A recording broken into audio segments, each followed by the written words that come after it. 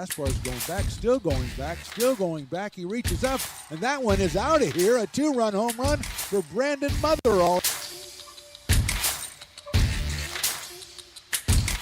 Line drive, center field, hit very well. Barnes goes back, still going back. He's not going to get it. It's down. 1 run scores. Here comes Roselle around third. They're going to send him as well. The throw's coming in. Cut off. It's a 2-run triple for Zach Chamiso. Breaking ball hit well to left field. It is gone.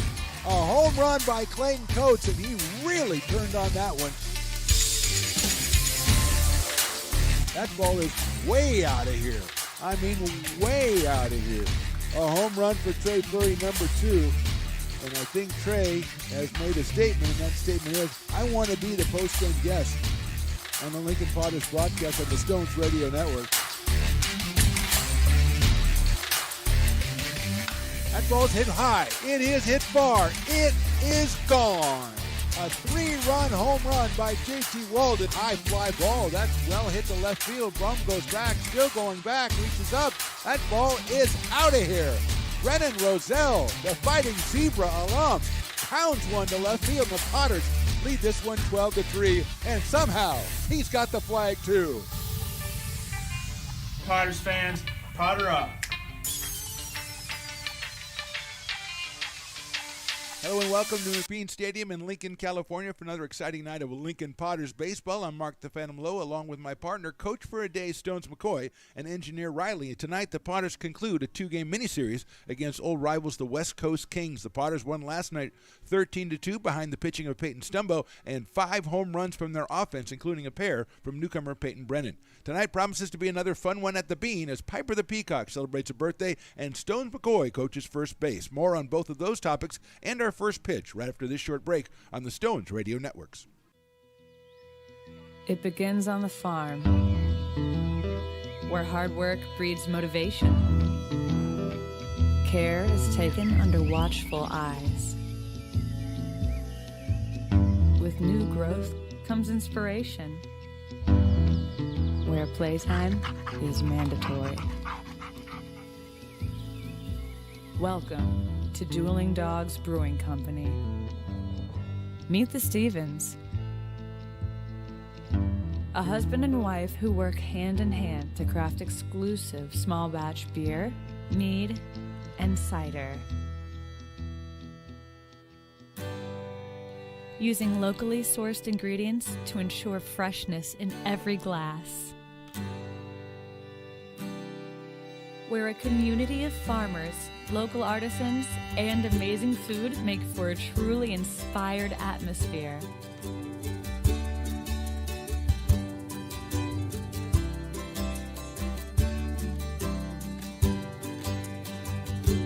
At the end of the day, we know the value of hard work. The families it unites, it's in the pride we take, the stories we tell, and the best friends who are cherished. Dueling Dogs Brewing Company.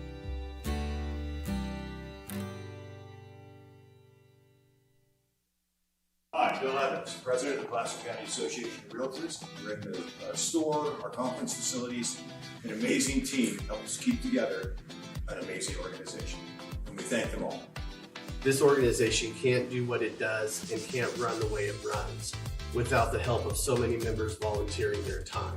The success of the Placer County Association of Realtors is largely dependent on our active volunteer members to help our organization and industry. The work of our committees greatly impacts our ability to champion efforts across the board and giving back to the Placer County community wherever we can. Like all service organizations, I wanted to serve. And getting involved with the affiliate committee was the perfect way to do that.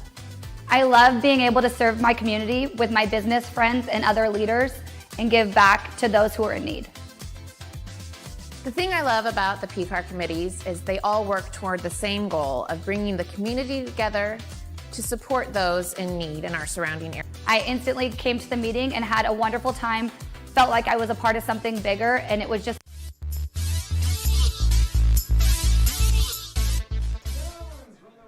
Well, hello, everybody, and welcome to McBean Stadium in lovely Lincoln, California. Mark the Phantom Low here with you as it's a Saturday night baseball between your Lincoln Potters and the visiting West Coast Kings. It's Piper's birthday, so there's a lot of festivities, a lot of fun and frivolity in the air. I've seen many mascots. There's Dinger from the River Cats. You can see why Dinger's the top mascot. He just comes out and takes over the place. Fantastic. Zeus from the Lincoln High Fighting Zebras. We also have an Eagle from elementary school around here, and the Eagle is awesome. The Eagle has got a lot of personality. I salute you, Mr. Eagle. We're supposed to have Willie Warrior from William Jessup. I have not seen Willie Warrior yet. I am on the lookout for Willie. Check him out. I don't know what that is right there with the green ball head. What is that, Maya? What is it? Who is that supposed to be? I don't know what that is. Is that a Kool-Aid guy? Who is that? We don't know who that is. Probably some sort of fantastic mascot, and I apologize for not knowing exactly who you are. I will get people on that right now. But the air of festivity is still here, even though I don't know all the mascots. And Anthony Perez is still on the mound, the right-hander, starting his 5th game of the season. He's out of Suisun City and Cal State East Bay, a 2-1 record, 15 innings pitched, 14 strikeouts, and a 2.40 ERA, and he'll take on the West Coast Kings gold team. Last night it was the West Coast Kings black team. Tonight it's the gold team against Anthony Perez, and they'll start off first 3 hitters: Chase Taylor, the center fielder, then Shane Aldridge, the right fielder, and Elijah Ramos, the shortstop, are the first 3 hitters. Then T.J. Costello batting in the cleanup spot. Trevor Harmon bats 5th, the catcher. Miles Walton's the left fielder. He'll hit 6th. Jerry Coakley, the DH. Ivor Vertufo is the 3rd baseman, and Ty Aldridge is the 2nd baseman. He will bat in the number 9 spot. Liam Kevel is your pitcher for the West Coast Kings. Liam out of Cal Poly University. But right now it's about Anthony Perez. He's taking his warm-up tosses as the festivities. There were a lot of festivities before the game. Piper threw out the first pitch. Not great, but if you're a Peacock, you don't have the extension. You probably don't have the rotator cuff situation. So I'm going to give him a little bit of a benefit of the doubt there.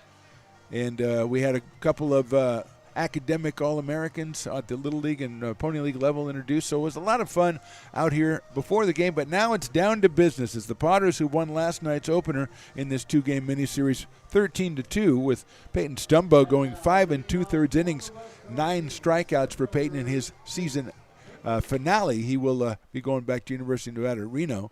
Potters hit 5 home runs in that game, including 2 by Peyton Brennan. So here's Chase Taylor, the center fielder, left-handed hitter up here against Perez. Shows button. It's a high fastball. 1 ball and no strikes, and we are underway at 6:37. Shane Aldridge and Elijah Ramos to follow. Beautiful night for baseball. Again, a little bit of a breeze. 1-0 pitches in there for a call strike, 1-1. Great crowd out here, of course, on a Saturday night. Piper's birthday. Lots of stuff happening out here. The Brick and Barrel backyard is rocking over there, getting ready as people still haven't sat down. That's inside with the breaking pitch. Getting out of the way is Chase Taylor. So he is a 2-ball, 1-strike count. Always good to look down to my right, the first base line, and see everybody in line at the Brick and Barrel backyard, getting ready, fueling up for the ball game. 2-1 pitch fouled off to the left. 2 balls and 2 strikes on Taylor. Potters with the offensive explosion last night with 13. Peyton Stumbo and let's see how many, 3 relievers combined to hold the Kings to 2 runs.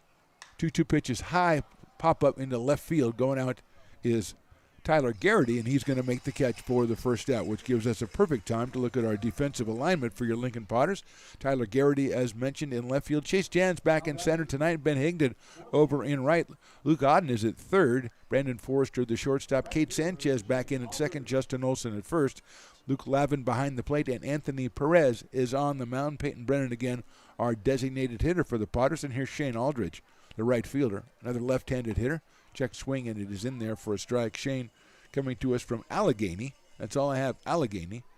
So that's all I'm going to say, Allegheny. I like saying Allegheny. It's fun. That is on the outside corner for a strike. There's Zeus walking right. You can see right behind home plate. Zeus, they kind of gave Zeus the mascot head of a guy who's kind of always thinking. You know, it's a thinking man's mascot. Check swing, outside corner. They're not even going to ask and say that's a ball, 1-2. Sometimes the way they make the mascot head is really has a lot to do with how you perceive it. Now, Zeus has got an attitude. I'm not going to lie. Chop foul. But, of course, it is a fighting zebra. So you're going to have a little bit of that attitude, fighting zebra. Whereas the eagle that's walking around from the elementary school, just having fun. Just a having fun eagle, which you like to see. Eagles are usually portrayed very stern. Swing and a miss on a ball that was way inside, and Aldridge is down on strikes. So 2 outs here in the top of the first, and Elijah Ramos, the shortstop, will be the next hitter. He's coming to us from Cal State Fullerton. We had an interview before the game with the great Ray Garcia on our pregame, and unfortunately technical difficulties precluded us from playing that. But in it, we talked about his son, Isaiah, who also went to Cal State Fullerton. That is down low for a ball. West Coast Kings wearing the yellow jerseys. Would you say mustard yellow jerseys, Riley? I caught Raleigh mid-sip. The guy that likes his Mountain Dew. There's in there for a strike, 1-1. Yesterday he had the largest can of Mountain Dew I've ever seen delivered to him. They put it on the counter. It actually made a thud on the table. It was fantastic. It was like a keg of Mountain Dew. Swing and a miss, 1-2. Hey, whatever a guy needs to get ready. Do the job, you know what I'm saying? But it just was a little odd, that's all. 1-2 on Ramos. TJ Costello on deck in case Elijah reaches base here.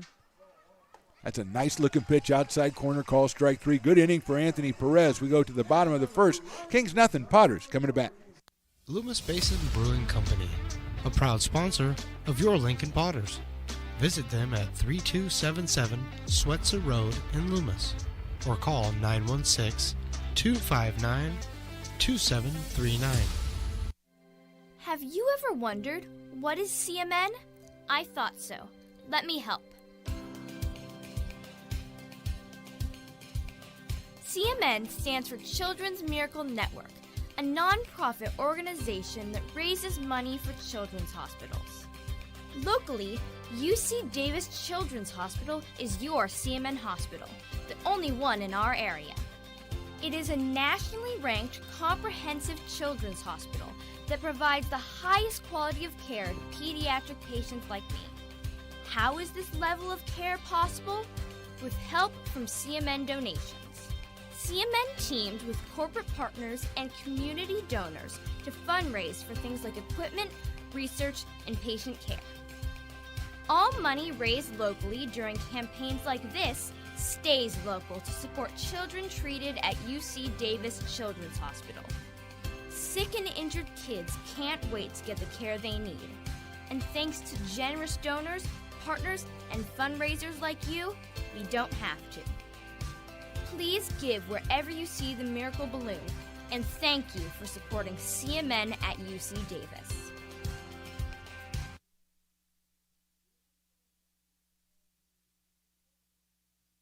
Lincoln Potters Baseball.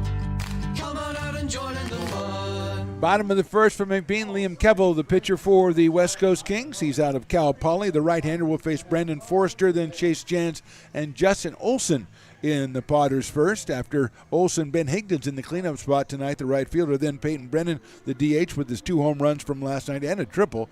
Tyler Garrity, the left fielder, hitting 6th. Luke Lavin, the catcher, batting in the 7th spot. Cade Sanchez in the lineup at second base, hitting 8th. And Luke Auden, the third baseman, bats 9th. Anthony Perez with 2 strikeouts in that top of the first is on the mound for the Potters. And here is Brandon Forrester, 364 on the season.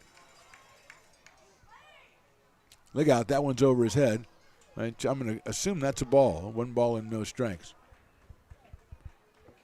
7 stolen bases, 8 runs scored for Brandon, who's out of Fair Oaks, California, and Oregon State University. Here's the 1-0. That is in there with an off-speed pitch. 1 ball and 1 strike. So 1 over your head, 1 in the strike zone. Seems about right. 1 ball, 1 strike. That's swung on and missed at 90 miles an hour from Kevel. 1-2.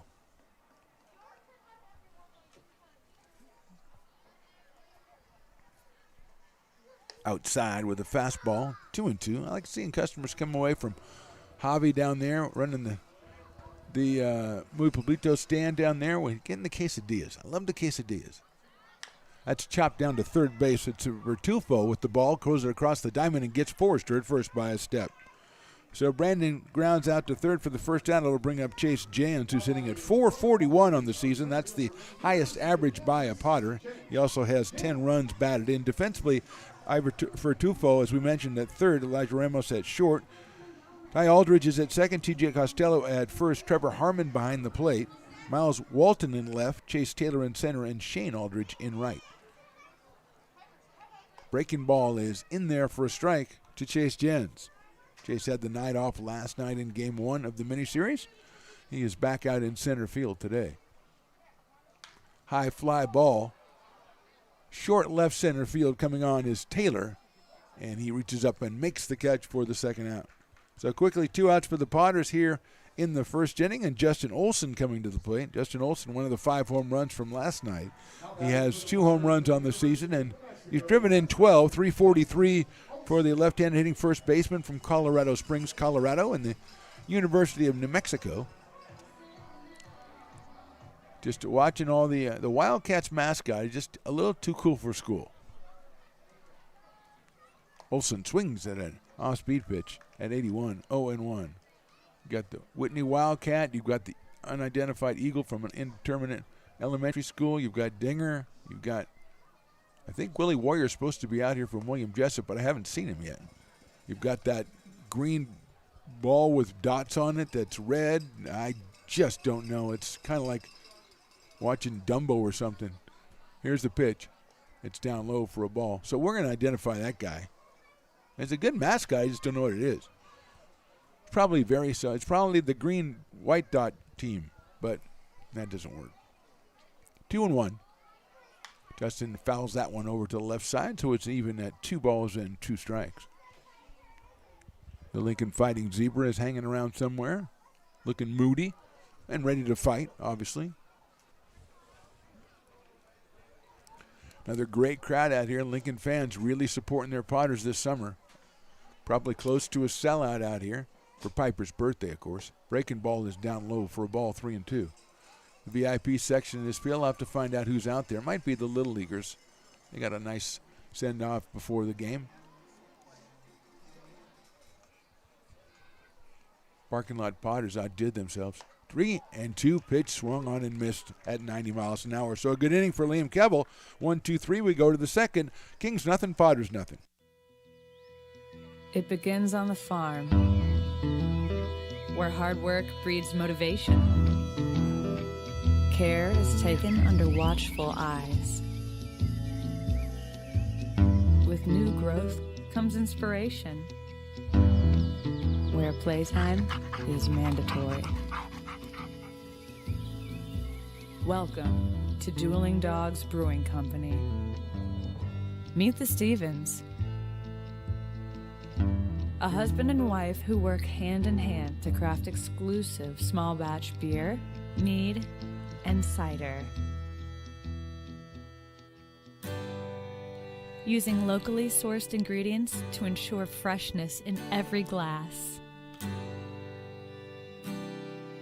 Where a community of farmers, local artisans, and amazing food make for a truly inspired atmosphere.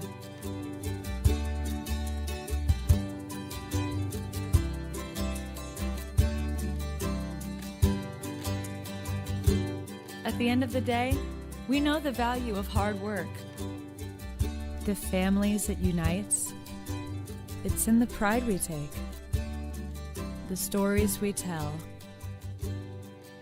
and the best friends who are cherished. Dueling Dogs Brewing Company.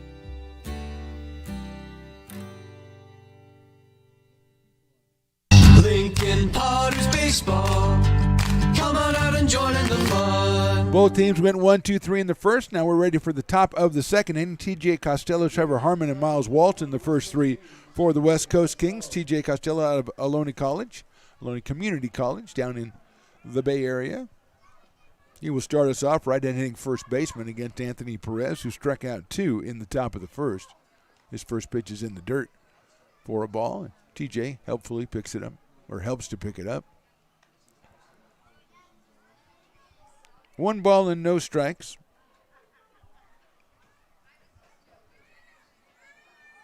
That's a high fastball at 87 for Anthony Perez, so he's behind the count to T.J. Costello. 2 balls and no strikes as we enjoy the atmosphere at Piper's birthday party.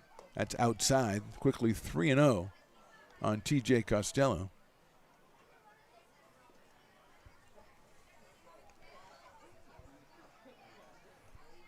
Potter's on the road tomorrow. Swings at the 3-0 pitch. Bloops one over the first baseline, but it's going to be foul. Again, 3-0 swings in the Summer League is pretty much what happens. If you get a good pitcher up here, you're out here to hit, so you hit it. That one just a blooper, but it was foul down the first base line. 3 balls and 1 strike. On the road to take on the Admirals, the Bay Area Admirals for 2. 3-1 pitch is fouled off to the right, so it's 3-2. And then back here on Tuesday, a 2 for Tuesday against the Sonoma Stompers. A busy week for the Potters at home. Tuesday, Thursday, Friday, Saturday, and Sunday. 2 against the Stompers, 1 against the Kings, and 2 against the Legends. 3-2 pitches high, ball 4. So first base runner of the game is a base on balls to T.J. Costello, and that'll bring up Trevor Harmon. The catcher from USF, right-handed hitter against the right-hander Anthony Perez, with Costello down at first and nobody out in the second. Just getting started out here from McBean Stadium. Beautiful night for baseball. Outside for a ball. 1-0.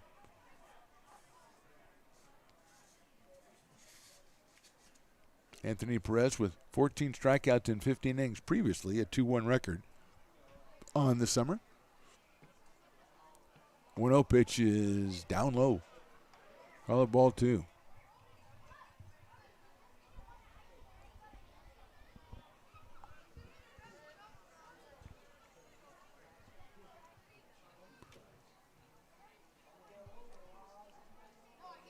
Pitch is in there for a strike. I was momentarily distracted because someone has got the ice cream in the batting helmet thing, and I love that. That's like one of my favorite things. And the humongous shaved ice. Although even I don't really want to get one. The fact that they're so huge, I can't believe how big they are. 2-1 pitch coming up. Breaking ball inside corner, call strike 2 against Trevor Harmon. Well, there's a reasonable guy. He just has a hot dog and a beer. He doesn't have, not fancy, not shaved ice, not IQ. Just give me a hot dog, give me a beer. I got 2 hands. That's what I'm doing. 2-2 pitch, check swing, didn't go. It's 3-2. We'll see if Costello is going at first base in the 3-2 pitch.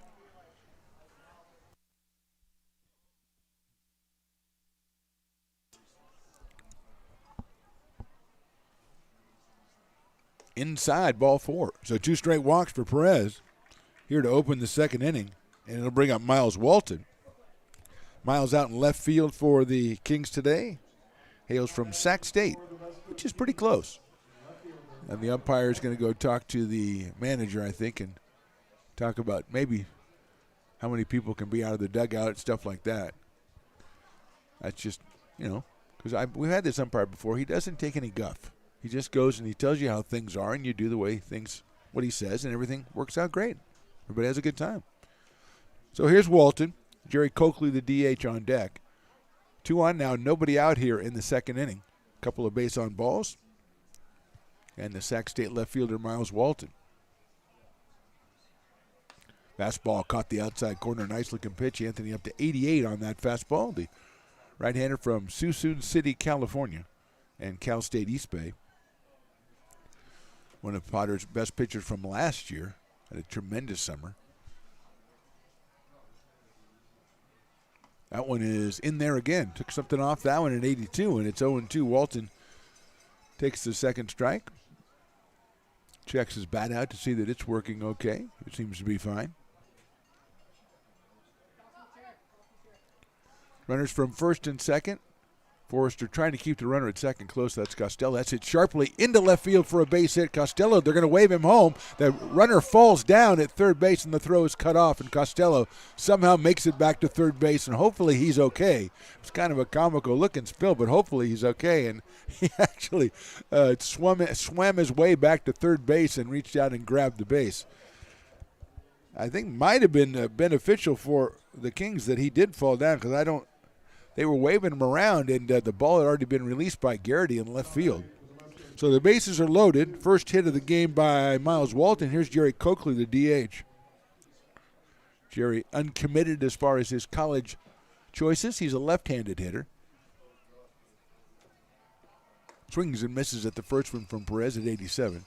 So a couple of walks, then a solid single just past the glove of Luke Auden. Almost snagged it. Garrity came up throwing, and Costello came around third falling. And thankfully he seems to be all right. Swinging a foul into the catcher's glove. 0-2 on Jerry Coakley. Ivor Vertufo is on deck, the third baseman. Right now it's 0-2 on Coakley, outside. Good play by Lavin to keep that one from going back to the backstop. 1-2 on Coakley. Costello at third. Took something off that a little bit high.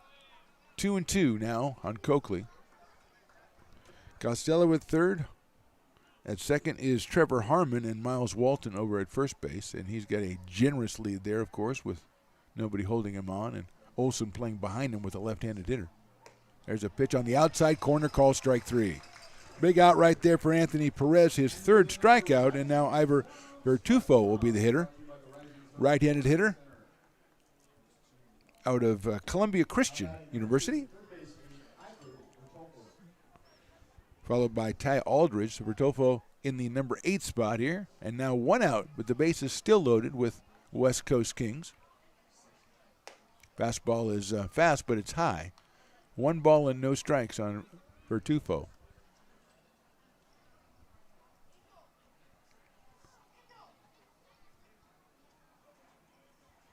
Perez getting the signs from Luke Lavin behind the plate. That's chopped down to third. Short hop, it's going to bounce off the glove of Oden, and everybody's going to be safe. That was a do-or-die play, and I think Luke was planning on coming to the plate, but it bounced off his glove, went straight up in the air. It's going to be an RBI for Vertufo. Costello scores. The base is still loaded. Kings lead it 1-0, and Ty Aldridge will be the hitter, the second baseman. Out of Pueblo, Colorado, Mr. Ty Aldridge. Top of the order, Chase Taylor to follow. Fastball right down the middle at 88 for a strike on one. 1 run in, 1 out, and the base is still loaded here in the top of the second. The number 9 hitter, Ty Aldridge.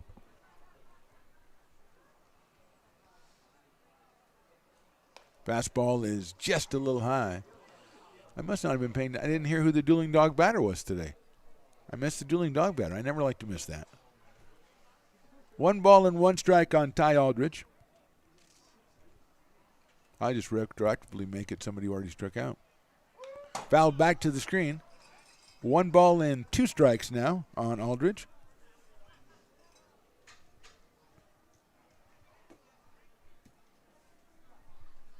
So it was Jerry Coakley. I thought so. Well done, Willie. Willie had already called it. I just didn't hear it. It was me. Here's the 1-2. That's chopped down to third again. Auden has it. Goes over to second for 1. They're going to get 2. Yes, they do. Great play by the Potters. 5, 4, 3. 1 run in for the Kings. We go to the bottom of the second. West Coast leads it 1-0.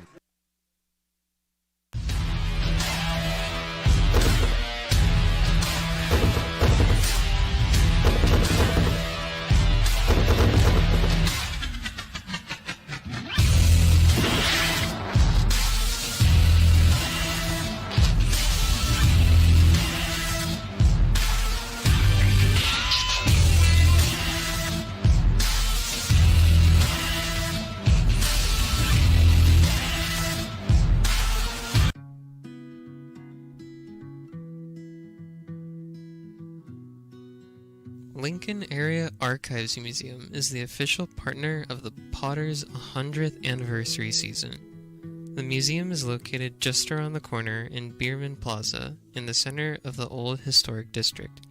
Plan your visit and learn about early Lincoln history. The mouth-watering Big Mac with a savory Filet-O-Fish and a tasty McChicken. My goodness, that looks good. Oh, You're making a McDonald's menu hack. Yes, a land, air, and sea. Oh, it's going to tip over. No, it's good. It's good. Very stable. Order the land, air, and sea by name. Build it by hand. Lincoln Potters Baseball. Come on out and join in the fun.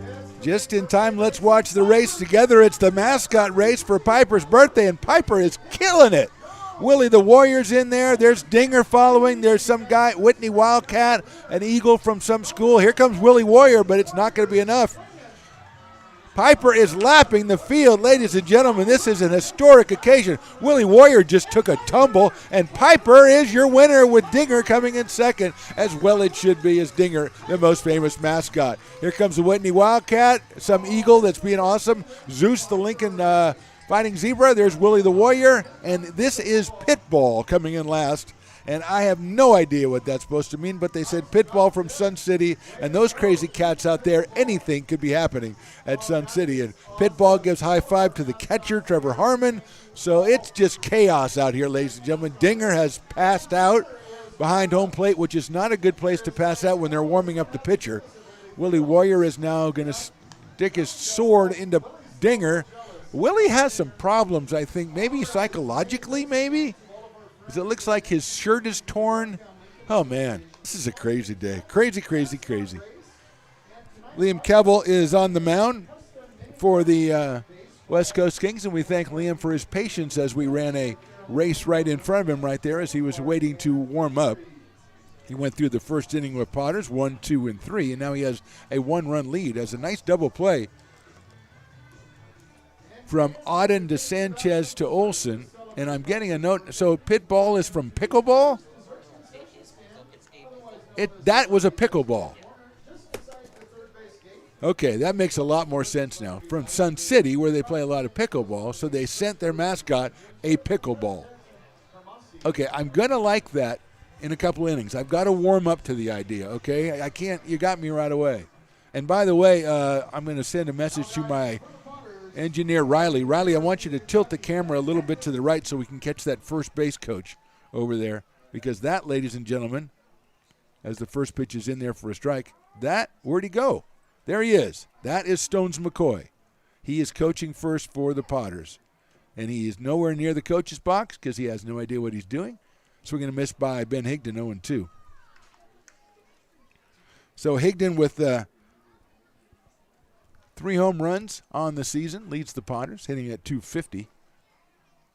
Takes that one down low. 1 and 2 on Ben.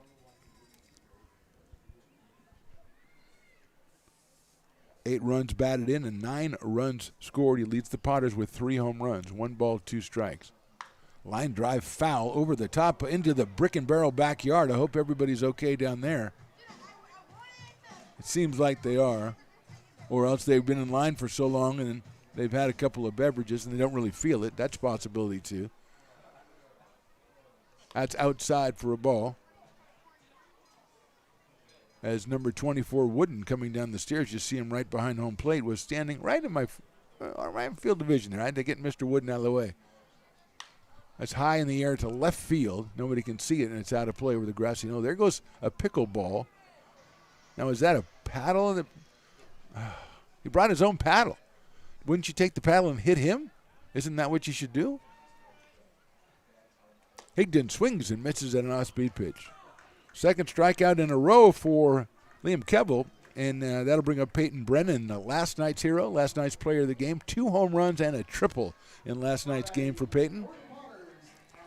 Third game of the season, had a couple of shoulder surgeries. He kind of referenced the surgeries in our interview last night after the game, and he is trying to make his way back. Check swing, and it is called a strike, 0-1. There's the unidentified Eagle, just kind of strolling, having a good time, as Eagles will do. That is in there for a strike. Swoop the Eagle. I thought he was pimping, to be honest with you. And the pickleball and Swoop the Eagle, there's just a lot going on. There's just a lot going on tonight. Outside for a ball. 2-1 on Peyton Brennan. Tyler Garrity, the left fielder, on deck for the Potters. They're still looking for their first hit, their first base runner against Liam Kevel. Breaking ball didn't go. That was the pitch that got Van Higden. Brendan lays off. It's 3-1 on Peyton. Out of Rockland, California, and University of California at Los Angeles, or some might call it UCLA. 3-1 pitch, went after that one. And that's, I guess, strike 3. I thought it was only strike 1, so I guess I would miss a strike. And so there's 2 outs. Okay. Main thing is that's 3 straight strikeouts for Liam Kevel. And here's Tyler Garrity. They must have called that one a strike. So 2 outs here in the second inning, and here's Tyler Garrity.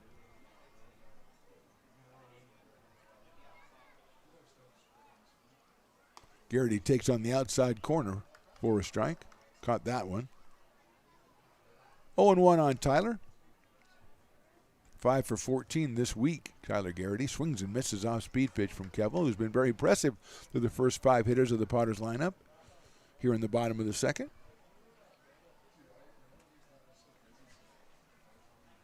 Right-hander winds and delivers. Fouled off to the right side over the brick and barrel backyard, which is under siege a little bit today, and there are many, many people there, including a Dinger, who's out there with Piper hanging out at the beer line. I don't know if that's healthy. They're not partaking, don't get me wrong. Fastball, called strike 3. So 4 straight strikeouts for Kevel. We go to the third, it's 1-0. Astro Air Design Incorporated, where you feel the difference. We are a locally owned and operated heating, air conditioning, and custom sheet metal company committed to the highest quality of craftsmanship at a competitive price. Our trained and certified technicians have the knowledge and experience required to install, maintain, or repair your home comfort solutions. Our upfront pricing gives you the peace of mind because you know your price is locked in. Call Astro Air Design Incorporated today.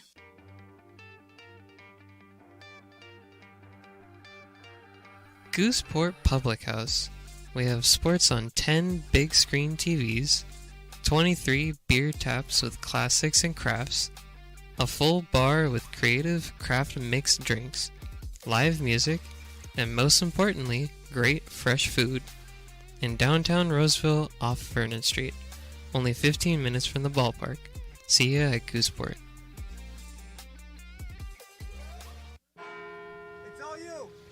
I insist. It's your turn. Nope, I think it's your turn. I appreciate you so much. Thank you so much. Go. I appreciate your appreciation. It fills me. Safe drivers save money with Farmers. Just for driving safely? It's a Farmers policy perk. Get Farmers and you can get a safe driver discount simply for having a clean driving record for 3 years. Come on. After you. After you.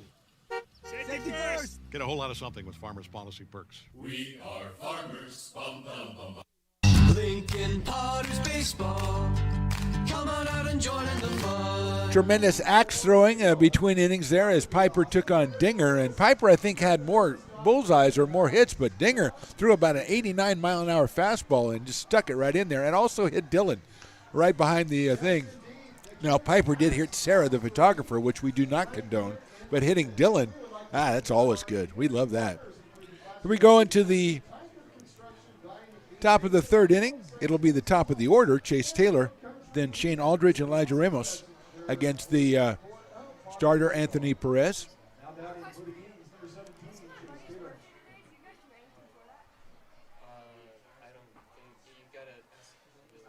That's high for a ball, 1-0.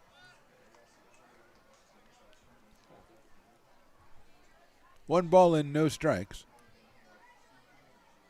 on Chase Taylor, who flied to left his first time up. He hits one sharply to the right of second base. Sanchez backhands it, looks to first, guns it, and gets him by a step. Cade Sanchez keeping his cool, throwing out Taylor for the first out here in the third inning, and that'll bring up Shane Aldridge, who struck out back in the first. Left-hand hitting right fielder out of Allegheny. Batting in the number 2 spot today for the West Coast Kings Gold team. That's inside with an off-speed pitch by Anthony Perez. Gave up a couple of walks and a couple of hits in the second inning. Got a double play to end the inning, 5-4-3. Check swing, did he go? Yes, he did. 1 ball, 1 strike. That was Auden to Sanchez to Olson to get the Potters out of that second inning with just the 1 run. That's hit high up in the air to right field, out of play, foul. On top of the tarp, covering the VIP section over by where the parking lot Potters hang out, and they were amazing today, the parking lot Potters. What a menu.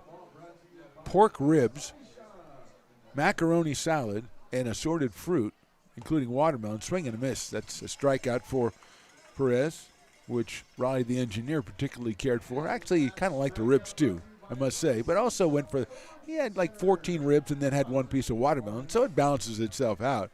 Elijah Ramos, the hitter now. He struck out back in the first. Elijah from Cal State Fullerton. But what a great menu today by the parking lot Potters. Outside corner for a strike. A little surprising there. 0-1 on Ramos. Same pitch is fouled off down the right field line, so it goes quickly to 0-2 as Anthony Perez, fingers crossed, trying to make quick work of the Kings here in the top of the third. Give his Potters a chance to make up that run and get back in this ball game.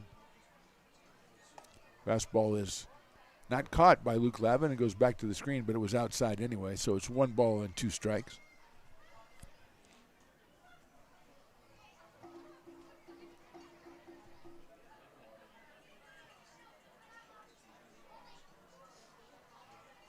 Swing and a miss and an off-speed pitch. So another good inning by Perez. 2 more strikeouts. He's got 5. We go to the bottom of the third, and the Kings lead it 1-0.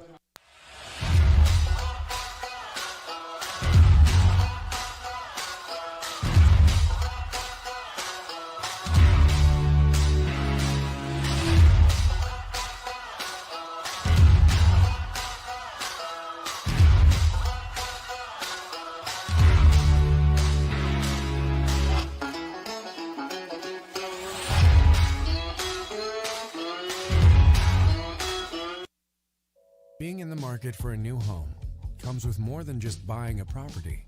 It is finding the right house in the right neighborhood in the right community. Since 2005, Lori with Frey & Associates Real Estate has lived and worked as a real estate broker in Lincoln. She is passionate about local organizations and volunteers with them as well. She's knowledgeable, she knows, she asks a lot of questions, she gets things done. We still learn a lot from Lori. And she's very helpful, very positive, and has been wonderful broker. We at Frey & Associates are your local hometown realtor, and we are here for you.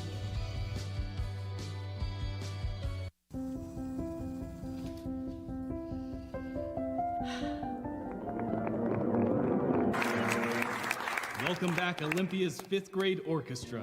Perhaps there's no place like your home because you made it so at RC Willey. Lincoln Potters Baseball.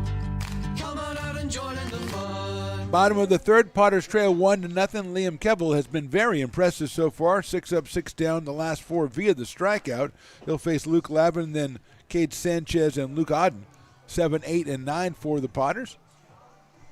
Mike Marjman goes out to coach third, and the great Stones McCoy, I imagine, is out coaching first, although he hasn't gotten much company so far, so I kind of think that he should get some more guys down there. Lavin takes a fastball outside at 88 from Kevel. So Stones really hasn't done anything officially until he gets a base runner down to first base. And, of course, we'll immortalize that moment forever. Lavin takes a fastball. That's in there. 1 ball and 1 strike on Luke out of Laguna Beach, California, and headed to Stanford University in the fall. Left-handed hitter, had a home run last night, takes an outside curveball. 2-1. Hit a no-doubter to right field last night as he came on for Justin Olson, who had hit a no-doubter the at-bat before. 2-1 pitch outside again from Kevel. 3-1 on Luke. Cade Sanchez to follow the number 8 spot tonight, and the umpire is warning the bench again for some reason. They're throwing that ball out of play. And Mike Marjman throws it over. We will send somebody down to get that ball and take a look at it and see what's going on down there. 3-1 pitch. High, ball 4.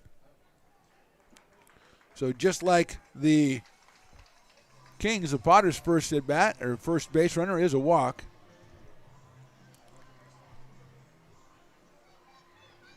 And the umpire, I think he lost the count. Now he's figured the count out. See, I told you that guy last inning when he said it was 3 strikes was only 2 strikes. I know. I knew that.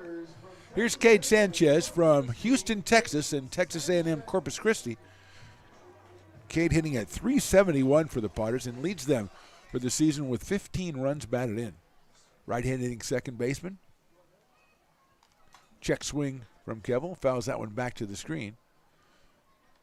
Scaring 2 patrons who both had 2 hot dogs in their hands. Carrying 1 in each. I like that. Of course, no room for drinks. Got to think that out a little bit better. Throw over to first base and getting back, even though they're the old fake throw. I like that. TJ Costello doing the fake throw and keeps the ball and tag the runner. It rarely works, but if it does, it looks pretty cool. Good lead by Lavin. Kevel comes to the plate. Breaking ball. Sanchez moves away from it. It's inside. 1-1 on Cade Sanchez with Luke Auden to follow. Potters won last night 13-2. Had 5 home runs so far. They haven't got a hit yet. They do have a runner at first base and nobody out here in the third. Sanchez hits one well to left center field. Going back is Walton. Going back, and it's on top of the fence, out of here. That's a home run for Cade Sanchez. And the Potters lead it 2-1.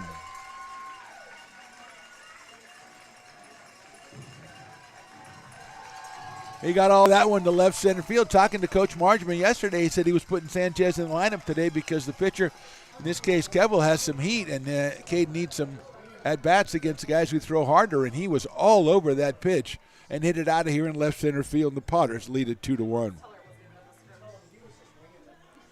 Home run barrage, and Stones McCoy had something to do with that, I guess. He had a runner at first base and called for the home run ball, and here's Luke Auden.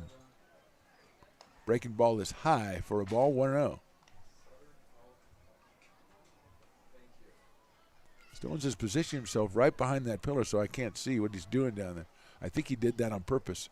2-0. He's got the old-fashioned coach's hands on his knees look that he's kind of going with today. Got to feel pretty proud as he sees his first 2-run score under his tutelage. That's fouled out of play. It's 2-1 now on Luke Auden. Luke out of Scottsdale, Arizona, and Georgia Southern University. Left-handed hitter against the right-hander, Liam Kevel.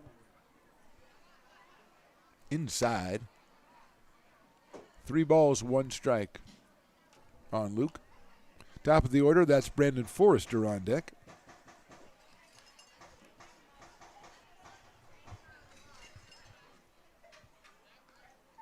Down in the dirt, ball 4. Second walk of the inning issued by Kevel. Luke Auden goes down to first base, and here's Brandon Forrester, who grounded out to third to lead off the bottom of the first for the Potters. 6 up, 6 down, 4 straight by strikeout in the first 2 innings, and then Lavin gets the walk. Sanchez jumps all over a fastball and hits it out into left center field. And Auden gets a base on balls. Going out to talk to Kevel is Trevor Harmon, the catcher. They're talking things over, and now let's see if Stones McCoy is going to do some work down there at first base. He's got a runner under his tutelage. He's looking a little more alert now. Oh, yeah, but he's still got the hands on the knees. He's got that down. He's got to yell back if they throw over. Let's see if he does that.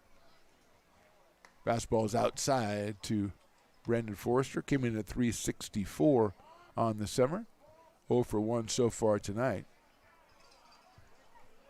And I think we've got a balk on Kevel, and going to second base is Luke Auden, and I'm going to go ahead and give Stones McCoy all the credit for that, because if you're coaching first base and there's a balk, then you got to be it. And here comes the manager for the West Coast Kings out to talk to his pitcher. We've had a couple of times where the home plate umpire has come out from behind and seemingly addressed the West Coast Kings for several infractions, and that time the balk is called, and going down to second is Auden. The coach immediately coming out to talk to Kevel as getting a little unraveled here in the third inning after cruising through the first 2. And now Forrester with him chatting with the umpire, and the umpire is going to go down and out and break this up a little bit, as we do have some activity in the bullpen for the West Coast Kings. We're in the bottom of the third inning. The Potters with the 2-1 lead. Cade Sanchez with the 2-run homer here in the bottom of the third. 42 pitches thrown by Kevel so far. So finally we're back to going, and it's Luke Audnat at second base now. And a 1-ball, no-strike count on Forrester. Oh, that might have been, I don't know if that pitch was disallowed because of the balk. We'll have to check and see with the umpire. Forrester takes high and inside. So that would be 2 balls and no strikes. Chase Jans to follow in the Potters order here in the 3rd inning. 2 across and threatening to get some more. 2-0 coming up from Kevel. Swinging a miss by Forrester. 88 miles an hour from Liam Kevel. The right-hander now 2 balls and 1 strike. I salute this row right here in front of us, who just keeps having people walk through with beers in their hand. And they have more beers than they have people in the row, which I think is probably the best ratio I could ever think of. 2-1 breaking ball. Nice looking pitch in there for a strike. 2-2. 2-2 on Forrester.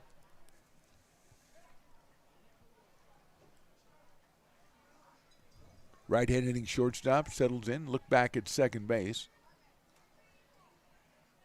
That's in the dirt. Nice block by Trevor Harmon. Ty Aldridge is the second baseman, playing very close to second base with the right-handed hitter at the plate, trying to keep Auden close. But the second base, Landon Marchetti, is warming up in the bullpen for the Kings.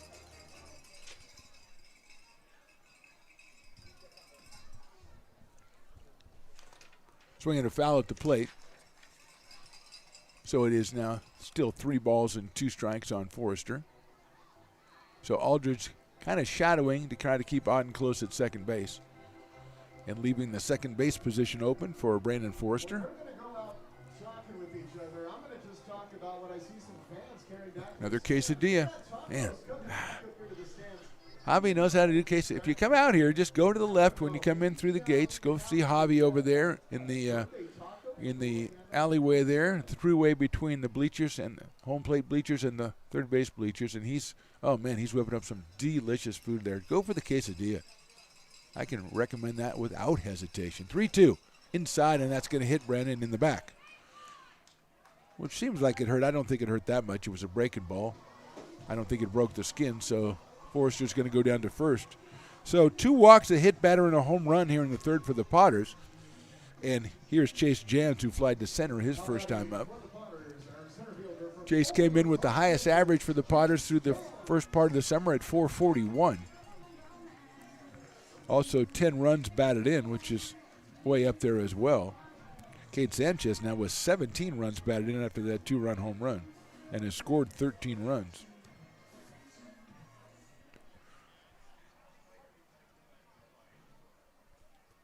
So here's Chase Jans, still nobody out for the Potters.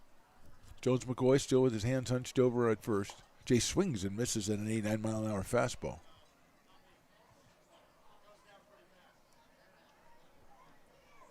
Oh and 1. Haven't seen mascots in a while. They must be congregating down by the Brick and Barrel backyard, down there hanging with the VIPs. That's hit softly up the middle. Shortstop has it. He's going to have to go to first to get Chase, and he'll move the runners to second and third. So a ground out to short, but a very fruitful one for Chase Jans as Auden goes to third. Forrester now at second, and Justin Olson comes up with a chance to bring them both in with just 1 out for the Potters here in the 3rd. Justin struck out his first time up, came in at .343 for the summer, 2 home runs and 12 batted in, including a no-doubter last night in the 13-2 Potters win. Left-handers up here against the right-hander Kevel with the infield in for the West Coast Kings.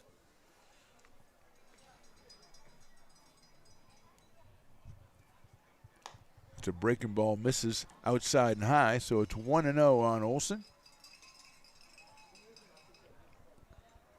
Bertufo is in at third. Ramos at shortstop. Now he's moved back a little bit, but Aldridge is in tight at second, and so is Costello. High fly ball, center field. Moving over is Taylor. He's coming in. He is very coming in, makes the catch. The tag is made. The throw is on home plate, and the runner is going to hold up at third base. That one took out. Looked like when he hit it was going to be a little bit farther, but the wind kept knocking it down, and Taylor kept coming in and in and in. So I think wise choice by the Potters to hold on at third, and an excellent throw by Chase Taylor to the plate. So it now comes down to Ben Higdon as Olson is retired on a fly ball to center field. Ben struck out his first time up. He has 8 runs batted in on the season, and he also has 3 home runs to lead the team. And now the umpire again talking to, I think he's trying to tell us, there was a baseball that was laying out in the bullpen. Umpire has his eagle eye down on the West Coast Kings today. He's not letting anything get by. So 2 outs now, and here's Higdon. Ben takes high with a fastball, 88 miles an hour from Keble, who just threw his 52nd pitch of the game. Peyton Brennan on deck. Auden comes down from third base. Here's the 1-0.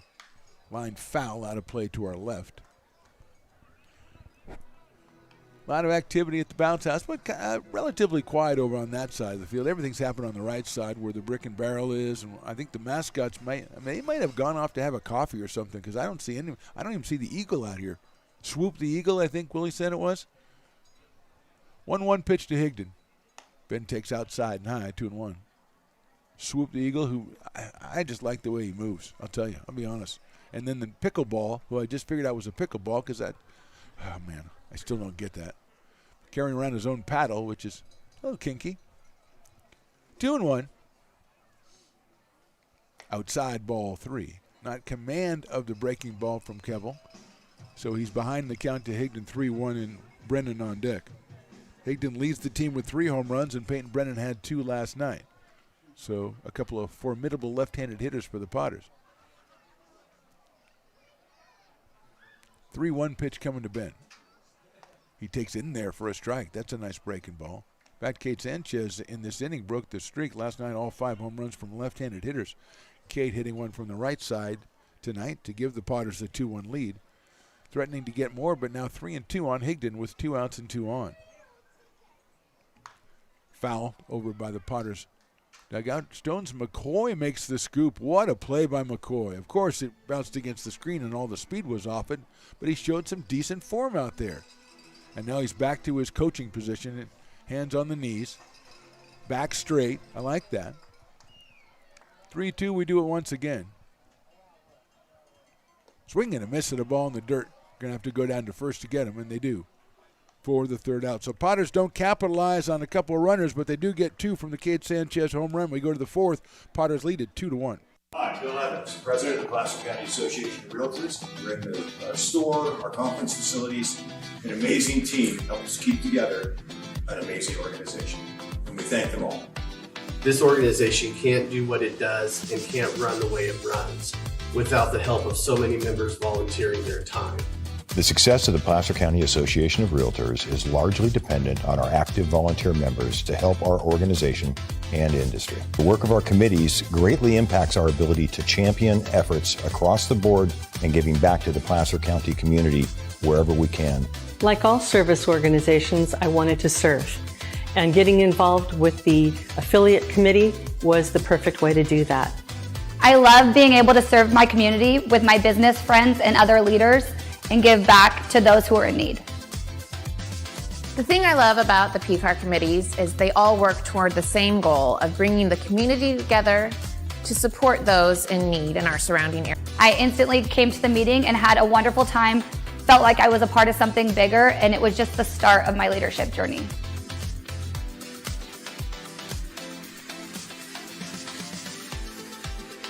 Loomis Basin Brewing Company, a proud sponsor of your Lincoln Potters.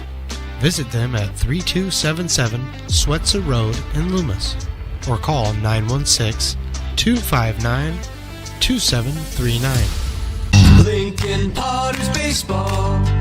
Come on out and join in the fun. Potters lead 2-1, top of the 4th, and I was this many years old when I found out that our beer place down the left field line is actually a canned beer bar. I did not know that.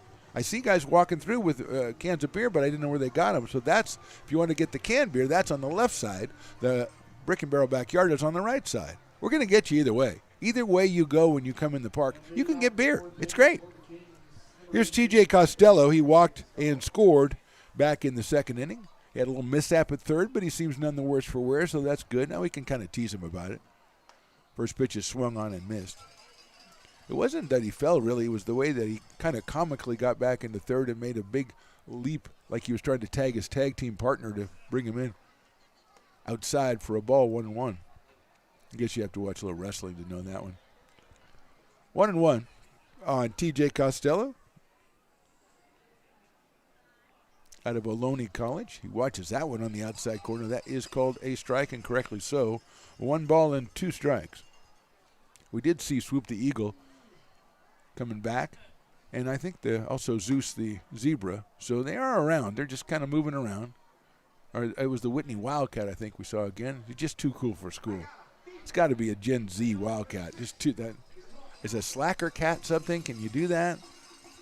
2-2 now on T.J. Costello, opening up the top of the 4th inning here. McBean Stadium in lovely Lincoln, California. 2-2 pitch in the dirt. 3-2. It's Piper the Peacock's birthday. Piper won the race in the second inning, won it going away. Willie Warrior from Jessup tried to attack him, tried to threaten him, but he fell. Going around third, he just fell down. That's fouled down the right field line, out of play. Willie went down, and he hasn't been the same since. I tell him his armor was all torn. He's looking at it like he had a tough. Maybe Piper had some sort of party or something. I don't know. But he looked like he was not ready to go again. 3-2 pitch, call, strike 3, outside corner. Mr. Costello begs to differ, but he is out on strikes. That is strikeout number 5 for Anthony Perez. And here's Trevor Harmon, who walked his first time up. First base coach for the Kings, now making his way out to first base, which some might say is a little bit late, but as long as you make it out there is the point. You want to make it there. Here's Harmon, Trevor from USF, right-handed hitting catcher. Fastball's high and it's inside, so ball 1. 1-0 on Trevor Harmon. Great crowd out here tonight for Piper's birthday. Great crowds every night for the Potters this summer. We're back at home on Tuesday against the Sonoma Stompers. CCL play, swing and miss. As we are back into it. They'll also be in town on Thursday. These West Coast Kings will come back next Friday, and then the weekend is the Menlo Park Legends.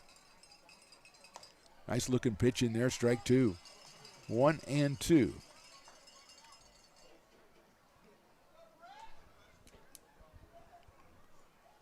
Here's the 1-2 from Perez. Breaking ball almost hit him, but did not, so he doesn't get to go to first base. It's 2-2 on Trevor Harmon. Outfield pretty much straight away for the Potters.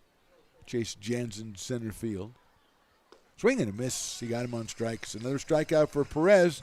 2 in the inning, 6 for the game. Make that 7 for the game. And here is Miles Walton, who has one of the 2 hits for the Kings. If circumstances continue to align, Tom Maley from the Pat and Tom Show on KNCI will be our guest announcer next Saturday. So I've been trying to get Tom here for 3 years. Hopefully he's agreed to it, and his wife said he'll make it. So I think he's going to be here. So looking forward to that very much so. We thank Christina Werner again last Saturday. She was here, and she did a fantastic job helping us out. And now it's Tom's turn next Saturday night. That'll be, I think, a 6:05 first pitch because I think that's a fireworks night.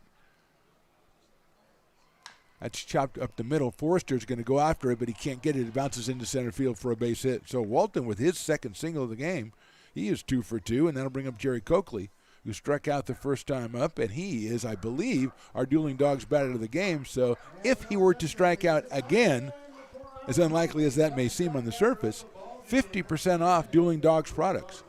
And I kind of in the mood for one of them myself right now, so no disrespect to Jerry or the Coakley family, but I kind of want to see him strike out. I can say that. It's okay. I don't mean it personally. Hits one sharply off the glove of Perez. Anthony's going to pick it up and flip it over to first, and my dreams are unfulfilled, but the inning is over. We go to the bottom of the 4th, Potters with the 2-1 lead.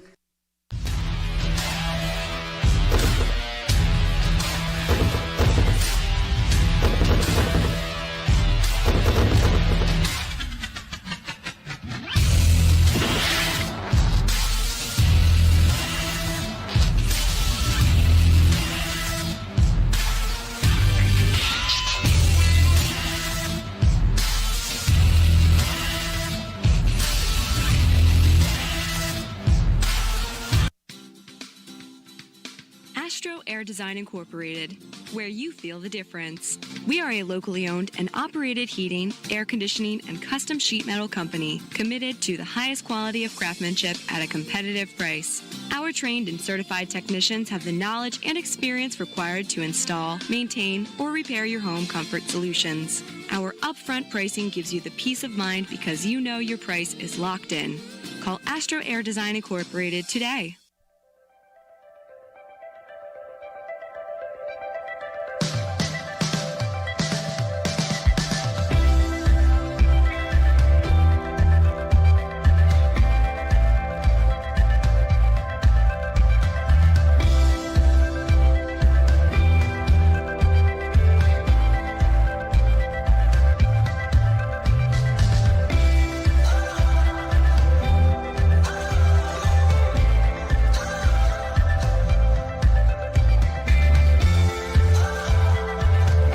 Lincoln Potters Baseball. Come on out and join in the fun. Just in time for the air guitar contest. It's a little free bird with all the mascots rocking it out. They've all been very impressive. The Eagle continues to amaze me. Willie the Warrior, I think, is trying to play his blade. Dinger is just having a good time. Dinger doesn't care. Wildcat is playing bass. Dinger is, I don't think he's, what is he doing? Dinger, are you all right? I thought that Willie was good. Now, Willie is trying to attack Dinger. Now, that is just wrong. I don't know who's going to win this thing because they got to keep playing. They gave up playing. I don't know. Piper should win, but I'm going to give it to the Eagle. The Eagle's getting my attention here. The Eagle not as large as the other mascots you might notice. He's an elementary school mascot, so he's not going to be as old as the other mascots. Piper gets the win as he got the win in axe throwing and racing. So Piper having a good day. And here's Peyton Brennan, who had a good day yesterday, 3 for 4 with 2 home runs and a triple. Landon Marchetti is the new pitcher, the left-hander out of UCSD. We're in number 10. He's up here against Peyton Brennan, who struck out his first time up, working from the stretch. Swinging a chopper down to first base. Costello's going to have it, step over and get Brennan by a step at first. So one pitch for Marchetti, 1 out, and he'll face Tyler Garrity, the left fielder. Tyler struck out looking back in the second inning, so he is 0 for 1, 5 for 15 in this calendar week. Potters open it up with a doubleheader sweep of the Solano Mudcats. Then a loss to Walnut Creek on Tuesday. A win over the Anchors on Thursday, a win over the Kings last night, and they've got the West Coast Kings. I'm going to wave to the Eagle because I think he's been very impressive, or she, or whatever. That's Swoop the Eagle, who moves like Swoop the Eagle. You live up to your name, and that's what Swoop does. A beer bat. I've spotted the first beer bat of the night. Breaking ball is inside for a ball from Landon Marchetti. Garrity followed by Luke Labin here in the 4th inning for the Potters. Fastball is in there for a strike at 85. Evens the count, 1 ball and 1 strike. Tyler Garrity out of Seneca, California, and the University of Kansas.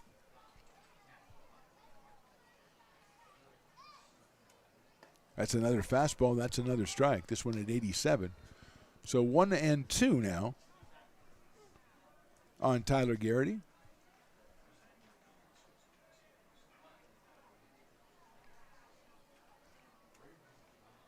Outside for a ball. Took something off. That one 76. So it's 2 balls and 2 strikes on Tyler Garrity with 1 out here in the 4th. That's a little looper on 1 hop to shortstop. Ramos has it. He's going to have to hurry to first base, and he got Garrity by half a step. Good play by Elijah Ramos, the shortstop, for the 2nd out in the 4th. Then I'll bring up Luke Labin, who got a base on balls his first time up. Scored on the Cade Sanchez home run as the Potters tallied 2 in the 3rd. Luke had a home run in last night's game. Came on as a late inning replacement. Pinch hitter for Justin Olson. Went deep to right field, a no-doubter. Up here against Marchetti, whose first pitch is rolled over to first, and Costello's going to take another one. He steps on the bag, and it's an easy inning for Landon Marchetti. 1-2-3. We go to the top of the 5th. Potters leading it 2-1.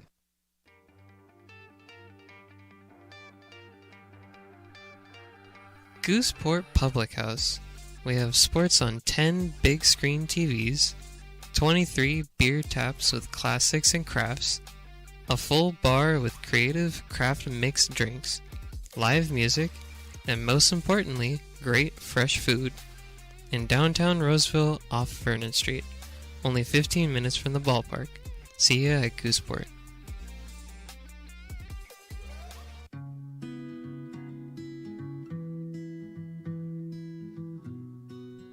Lincoln Area Archives Museum is the official partner of the Potters 100th anniversary season. The museum is located just around the corner in Bierman Plaza in the center of the Old Historic District. Plan your visit and learn about early Lincoln history.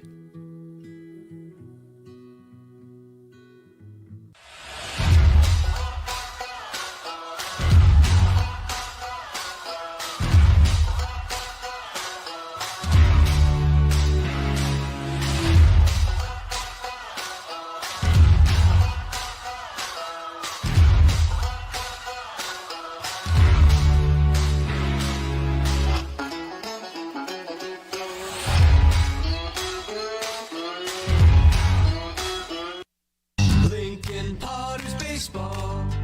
Come on out and join in the fun. Top of the fifth here from McBean Stadium. Potters lead at 2-1. Anthony Perez coming out for his fifth inning of work.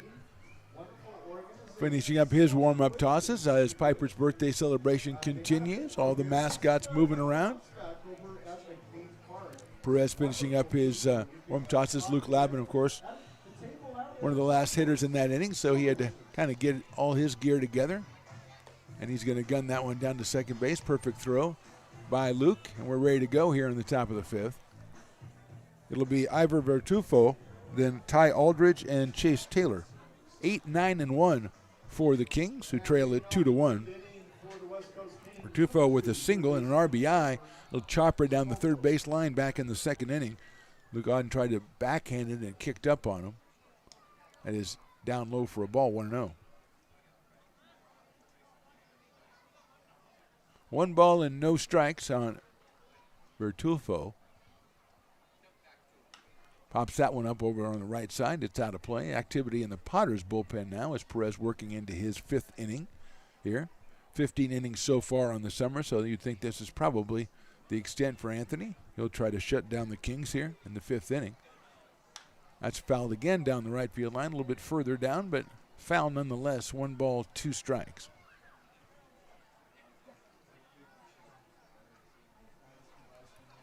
Perez from the windup. Swing and a foul ball at the plate. Lavin couldn't hold it on. No, he didn't have to. It was not a foul ball, so Lavin tags him. And now we're going to ask the base umpire whether it was a foul ball. I thought it was a foul ball at first, and then Lavin tagged him. So the umpire really likes talking to the West Coast Kings about stuff, so that's good. I don't know why the conversation. They just asked the umpire, did he foul it off or not? And he is, I think, okay. So that he pointed to home, so I guess that means that Ivor gets to stay at home plate and try again. And he seems to agree with that decision. So he is going to say, stay at home plate and try again on a 1 ball, 2 strike count. That's chopped right back to Perez. He has to run the 2/3 of the way to first, and he doesn't. Underhands it for the out. So 1 down here in the fifth, then Ty Aldridge at the plate. Ty hit a ground ball to third base that the Potters turned into a 5-4-3 double play. And I'm told that we have the coach, the first base coach of the Potters, on the line. Usually that's Mike Marjama, but today I'm saying it's Stones McCoy. That is correct, sir. Stones, is that you? It's Stones McCoy. That is correct. How you doing down there, man? We're doing pretty good, man. Things that didn't start the way I think we wanted it to in that first inning.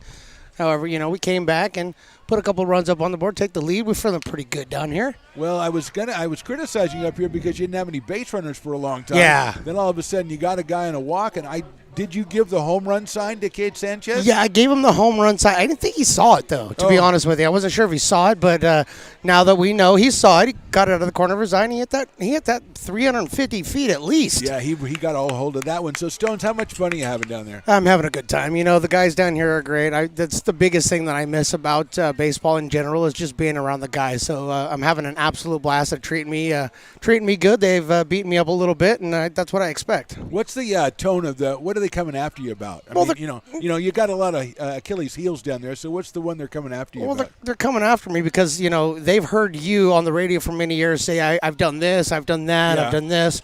So they're all asking me, what have you actually done? And I'm being honest. I'm telling them I haven't done anything.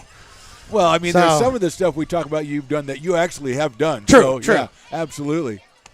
Ooh. It's in there for a strike. Nice pitch. So, you and I have loved Anthony Perez for a long time. So how much fun is it to watch him up close the way you're getting to tonight? Oh, it's really, really nice. And it's nice to talk to him in between innings. We've been talking about, that last inning he took that pitch back to the mound off the glove, Right. knocked it down, got it over to first base. I asked him, how was that?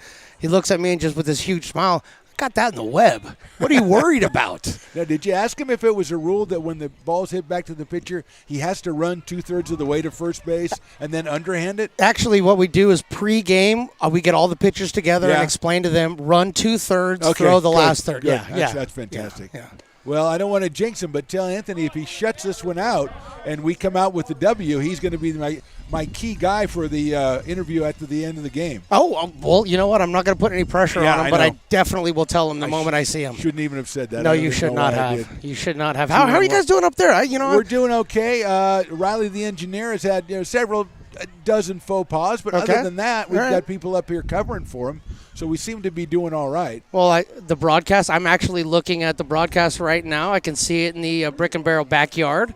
Looking pretty smooth there, so I think he's doing all right. Well, one thing I did want to ask you about your stance when you're coaching. Yeah. You apply the old man 2 hands on the knees. Yes, you have to. If you're not balanced and prepared for any ball hit your direction, you're going to take one off the face. Yeah, I did comment on the fact that your back looks very straight, so I was proud of you, and you did field that one grounder, although it was very slow. It was a slow. I mean, if I didn't field it, I probably would have walked off the field and given my uniform to somebody.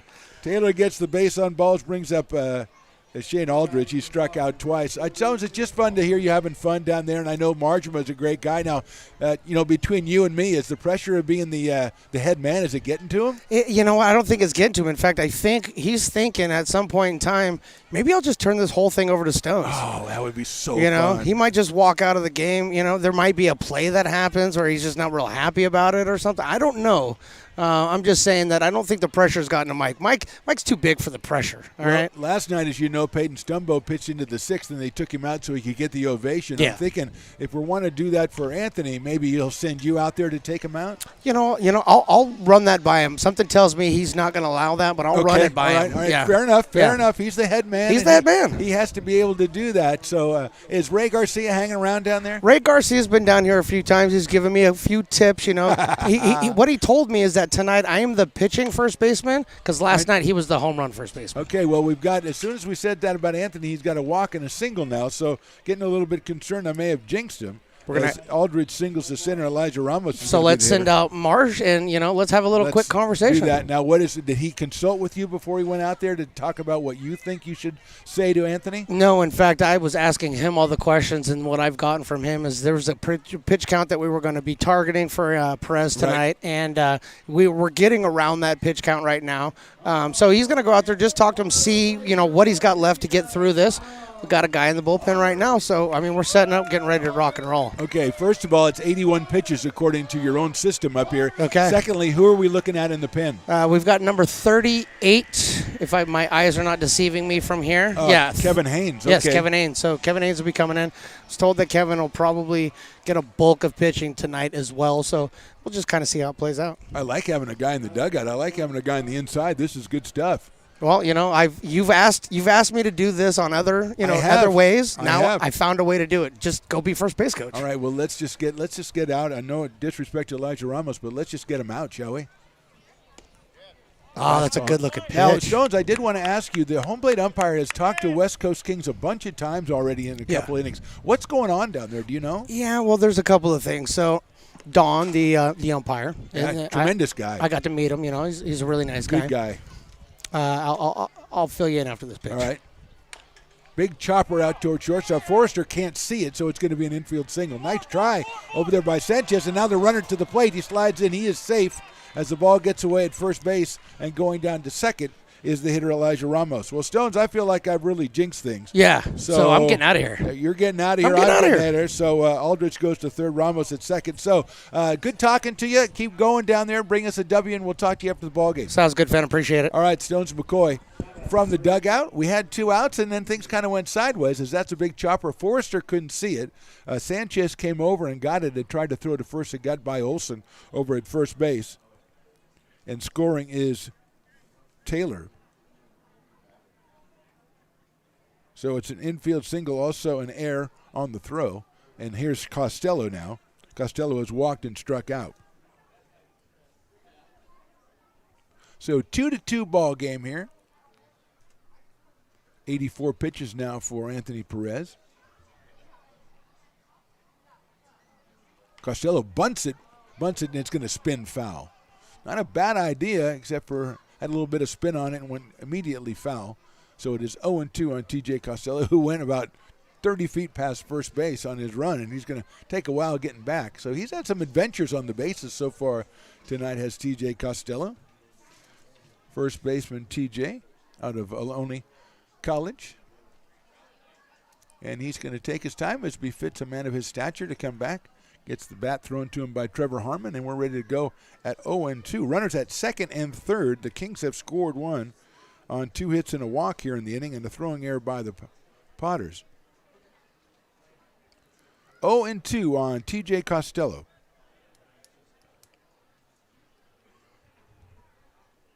Breaking ball's hit sharply out towards shortstop. Forrester stays down on it.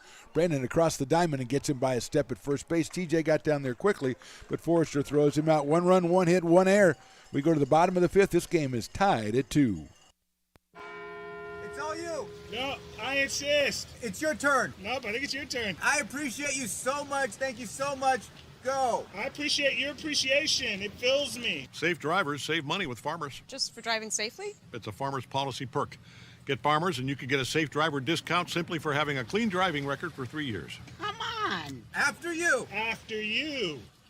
Safety first. Get a whole lot of something with Farmers policy perks. We are farmers. Bum, bum, bum, bum. Loomis Basin Brewing Company, a proud sponsor of your Lincoln Potters. Visit them at 3277 Swetzer Road in Loomis or call 916-259-2739. Being in the market for a new home comes with more than just buying a property. It is finding the right house in the right neighborhood in the right community. Since 2005, Lori with Frey & Associates Real Estate has lived and worked as a real estate broker in Lincoln. She is passionate about local organizations and volunteers with them as well. She's knowledgeable, she knows, she asks a lot of questions, she gets things done. We still learn a lot from Lori, and she's very helpful, very positive, and has been wonderful, wonderful broker.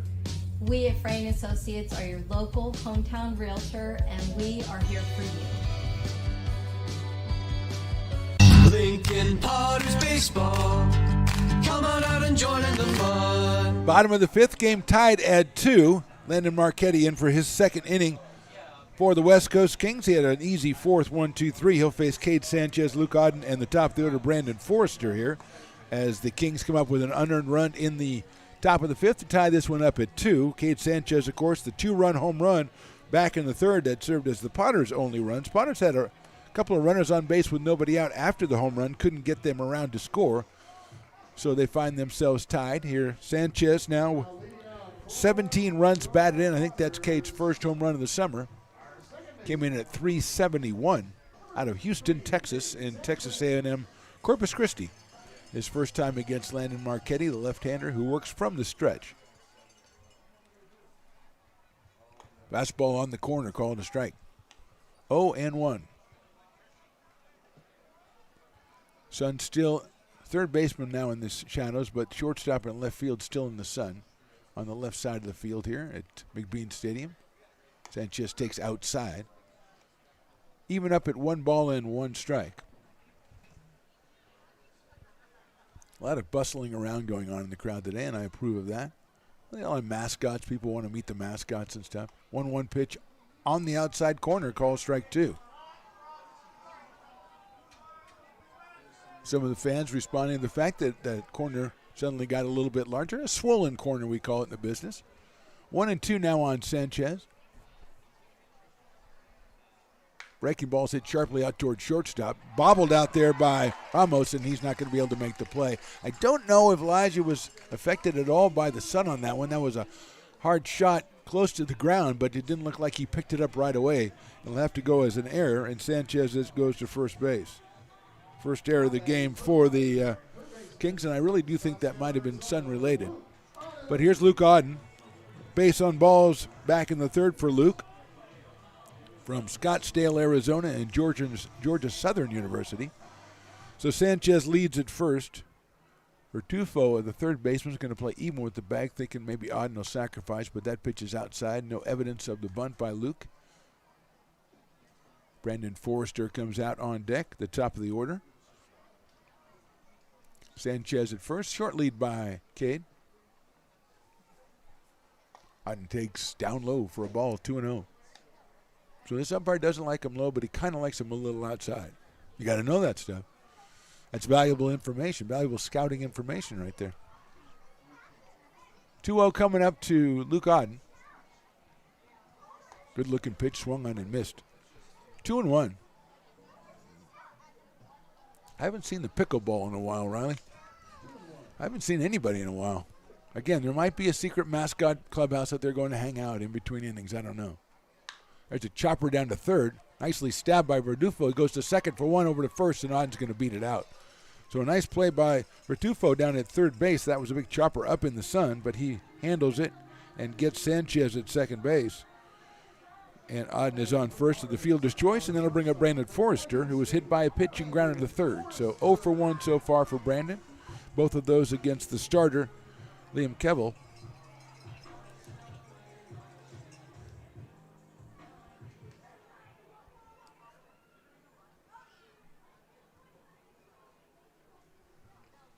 Outside for a ball.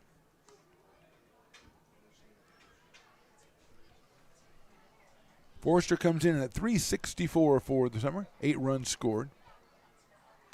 Fouls that one back to the screen. Got a good cut at it. Mike Marjama, the third base coach. Stones McCoy, I look down there. He's still in his old man first base coach stance, which is good. Bent over, got the hands on the knees. He says it's get ready to field the batted ball. I just think he's tired already, because that looks like a very fatigued older fellow. That's outside for a ball to Forrester. 2-1. Auden kind of dancing around over at first base, trying to keep Marchetti distracted. 2 balls, 1 strike. Kevin Haynes still tossing him in the Potter's pen. Swing and a miss by Forrester. Had a real fine cut, an 85-mile-an-hour fastball, but couldn't get it. 2 balls and 2 strikes. 1 out here in the 5th. We're tied at 2.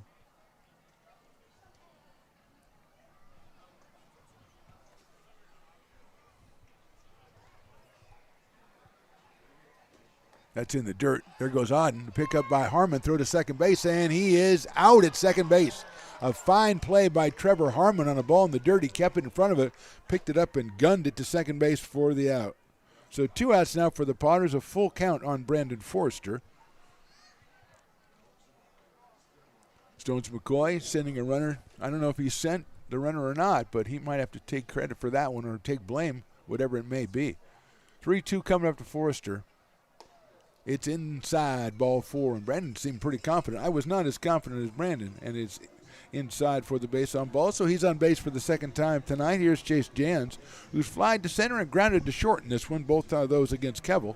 So his first time up against the left-hander Landon Marchetti.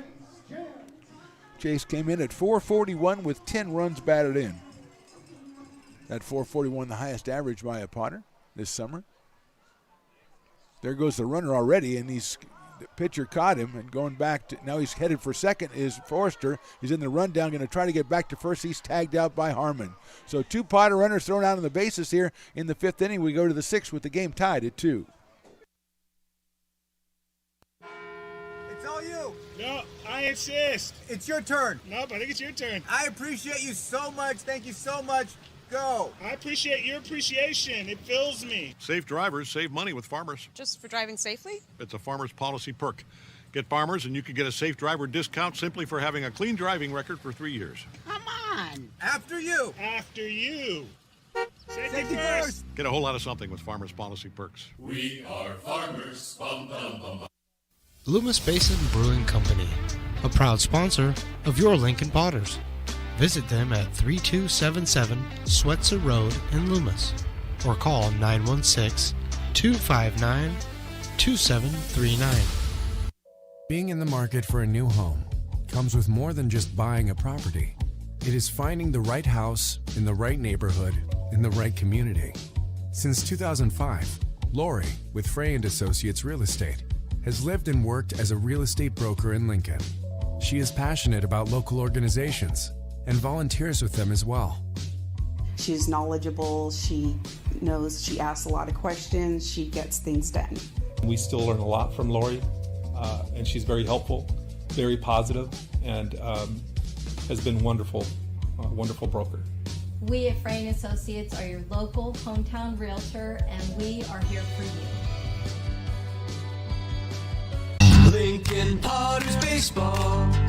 Come on out and join in the fun. Piper conducting the dance contest, so it must be the top of the 6th inning. Game tied at 2. Trevor Harmon, Miles Walton, and Jerry Coakley, the first 3 hitters. They'll face Kevin Haynes, the right-hander, comes in, taking over for Anthony Perez. Kevin out of Rockland, California, at Sacramento State University. Anthony Perez, 5 innings, 4 hits, 2 runs. 1 of those was earned. He walked 3, he struck out 8. And he will get a no decision in this one. Haynes finishes up the warm-up tosses. Lavin sends it down to second base. Sloppy inning in the bottom of the 5th for the Potters on the base pass. Getting a runner thrown out, trying to steal, and then one picked off. And they will try to go to defense now as Harmon has walked and struck out, so he is 0 for 1 in this one. Trevor with a very nice throw down to second base to cut down Luke Auden in the bottom of the 5th. Out of USF.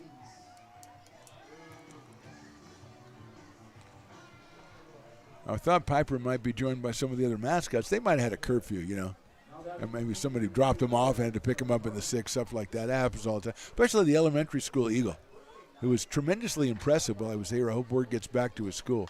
That's fouled back by Harmon. 92 from Kevin Haynes. So far, I mean, it's Piper's birthday, so he's the number 1 guy, but I think Swoop the Eagle might be the most impressive. 0-1.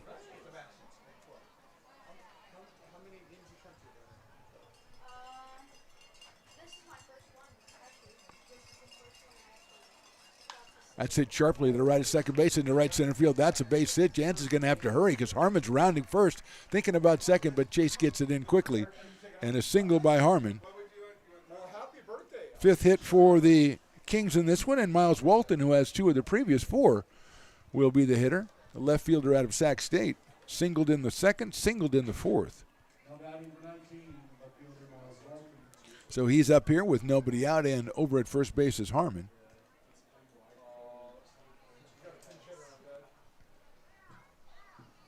That's hit sharply down the 3rd. Auden to second base for 1. Sanchez trying to turn it. Did he do it? Yes, he did. Great play by Sanchez at second base, handling the throw and throwing to first for the double play. So 2 outs.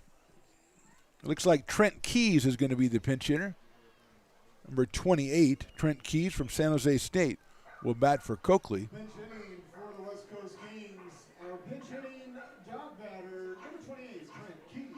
So Keys gets that spot of being the pinch dog. He gets the bat for the Dueling Dogs batter, so he's the pinch dog. Pitch is a little bit high, an off-speed pitch by Haynes. Coakley 0 for 2 while he was in there, and now Trent Keys will assume the DH responsibilities.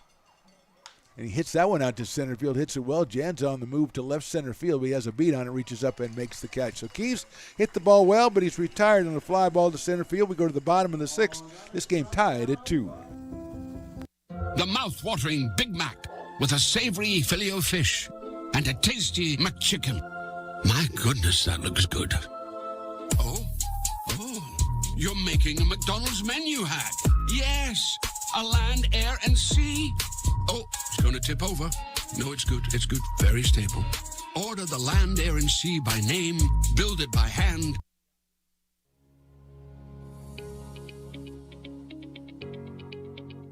Placer Valley Tourism. Our mission is to increase the health of the hotel industry through occupancy and average daily rate in Roseville, Rockland, and Lincoln. Proud partner of the Potters in the 2023 West Coast World Series Tournament from August 8th to 11th.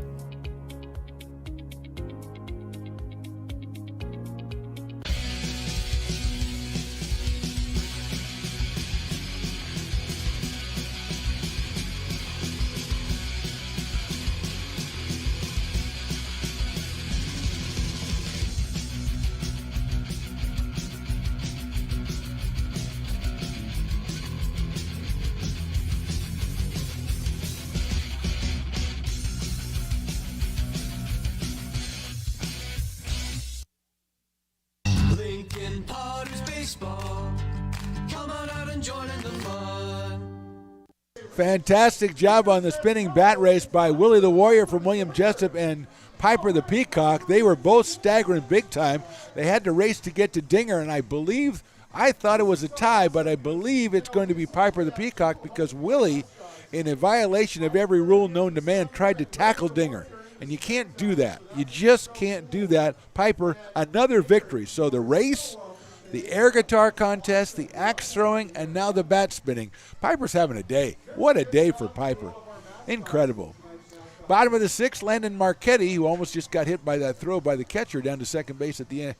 Start off the inning. Will face Chase Jans, Justin Olson, and Ben Higdon. Jans at the plate when Brandon Forrester was picked off to end the bottom of the fifth.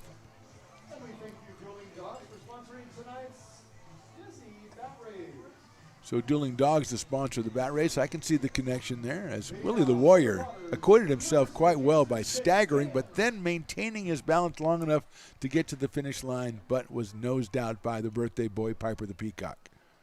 Jans takes down low for a ball from Landon Marchetti, who's worked 2 innings, allowed just a base runner on an error, who was erased, and then a base runner on a walk, who was picked off. Fouled out of play on a tailing fastball at 85, so it's 1-1 on Chase Jans from Overland Park, Kansas, and the University of Kansas.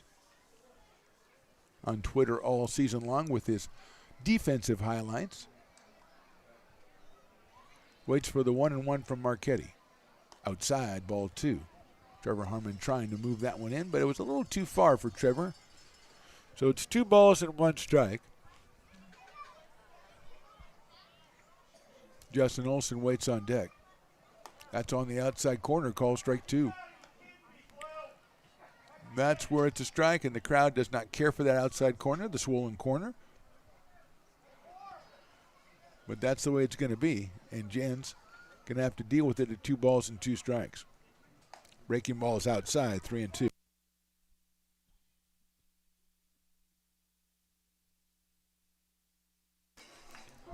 Full count 3-2, opening up the bottom of the 6th.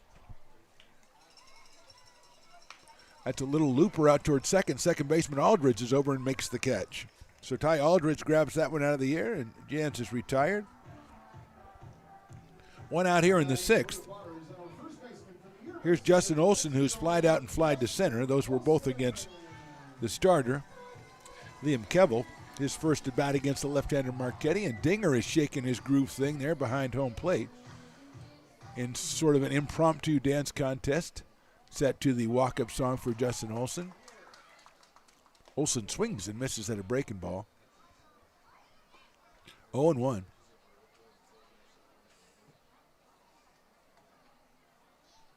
No balls, 1 strike. Ben Higdon to follow, another left-handed hitter for the Potters. Olson takes that one way outside. 1 ball and 1 strike. Potters scored both their runs on a Cade Sanchez 2-run home run back in the 3rd inning. King scored 1 in the 2nd and 1 in the 5th. Olson rolls over 1 to second base. Aldridge gets down on 1 knee. He's got it. Throws to first and gets him for the 2nd out. 2 outs. And here's Ben Higdon, who struck out twice today, both against Kevel in the 2nd and in the 3rd innings. First time facing Landon Marchetti, the left-hander out of UCSD. Has not given up a hit in 2 2/3 innings. Higdon digs in out of Paducah, Kentucky, and the University of Kentucky. Nice looking pitch in there for a strike. 0-1. Ben can get something going. Peyton Brennan, the designated hitter, waits on deck for the Potters. Swing and a miss. Off-speed pitch at 73 from Landon Marchetti.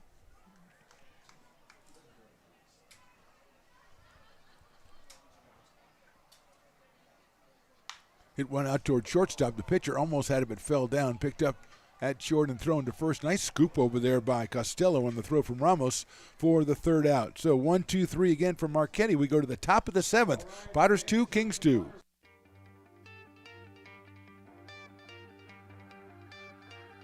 Gooseport Public House. We have sports on 10 big screen TVs, 23 beer taps with classics and crafts, a full bar with creative craft mixed drinks, live music, and most importantly, great fresh food. In downtown Roseville off Vernon Street, only 15 minutes from the ballpark. See ya at Gooseport. Old Town Pizza, a proud sponsor of your Potters baseball, will deliver you a slice that you won't soon forget. Come see why they've been voted the best of the best 12 straight years. Visit otpizza.net to get yours today. But don't take it from me. I think Old Town Pizza should be expanded through the state or even through the country because it's so delicious. Lincoln Potters Baseball. Placer County's best-kept secret is back for another exciting summer at historic McBean Stadium. 33 action-packed home games loaded with fun for the whole family. Local beer, wine, and eats. Fireworks, giveaways, theme nights, kids zone, and more. Come join in the fun and enjoy small-town baseball with Major League Entertainment. Tickets on sale now at LincolnPotters.com. Lincoln Potters Baseball. Come on out and join in the fun. Top of the 7th inning, we are tied at 2. Ivor Vertufo will start us off. Then Ty Aldridge at the top of the order, Chase Taylor against Kevin Haynes, who gave up a single back in the 6th. And it was erased on a double play by the Potters infield and got a fly ball to center field to end that inning. So Kevin's on for his second inning of work. Right-hander from Rockland. Chopped foul by Vertufo, who is singled, infield single, drove in a run back in the 2nd. Then he grounded back to the pitcher in the 5th inning, both of those against Anthony Perez. Ivor from Columbia Christian College. Takes a big swing at that one, hits out to Forrester. Brandon's going to have to hurry, goes through it on the run, gets him at first by a step. So he didn't hurry as much as I thought he would because he had it under control. And Vertufo is the first out of the inning, and I'll bring up Ty Aldridge, who was grounded into a double play and struck out. And again, the first base coach waits until 1 out and then goes out to first base. Maybe I'll get Stones McCoy to do that his next time he appears at a first base coach is don't go out until there's 1 out. It's kind of cool. Kind of like you don't need me, you know. If the first batter gets on, then he'll go out and help him. But if he doesn't, then you don't need me. So here's Ty Aldridge out of Pueblo, Colorado, which is like in a totally another state or whatever. Right-handed hitter against the right-hander Haynes. Breaking ball inside. Chases Aldridge out of the batter's box. 1 ball and no strikes. Chase Taylor, the top of the order on deck for the West Coast Kings. Gold team. Swing and miss. That's a fastball, and that's 92 miles an hour by Haynes. Kevin, Sacramento State University, 6'4", 220 pounds. 1-1 pitch is hit high up in the air, foul down the right field line. 1-2.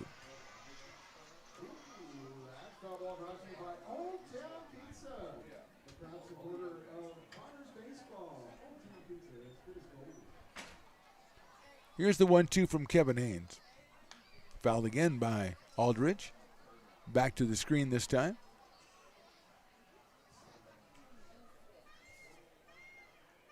Recovered by Reagan Carter, who's on foul ball duty today in the Potters dugout.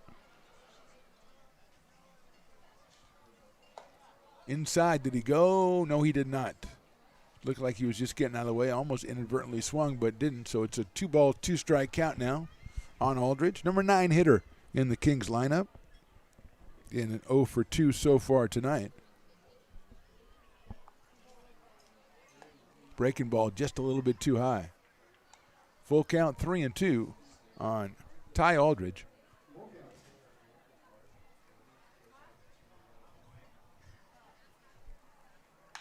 Ground ball down to first, handled by Olson. He's going to flip it to Haynes covering and gets him at first by about 30 feet. So 2 outs here in the 7th, and I'll bring up Chase Taylor, who's flied to left, grounded to second, and got a base on balls and scored a run back in the 5th inning.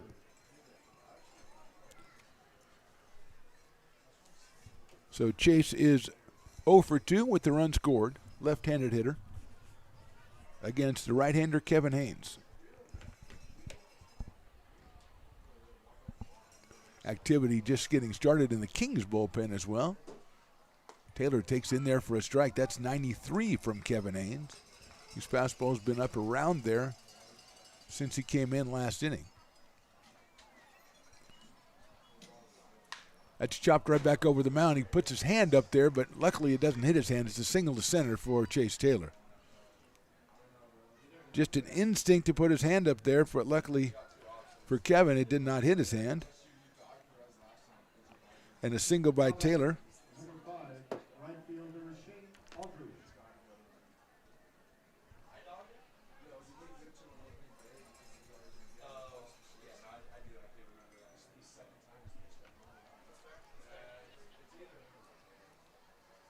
So here's Shane Aldridge coming to the plate. He has struck out twice and also singled, so he is 1 for 3, singled back in that 5th inning. And he's up here with 2 outs and Chase Taylor over at first.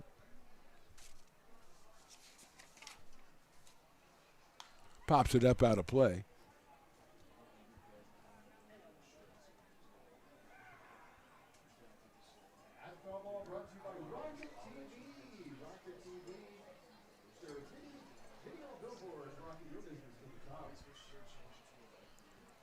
Here's the 1-1 pitch.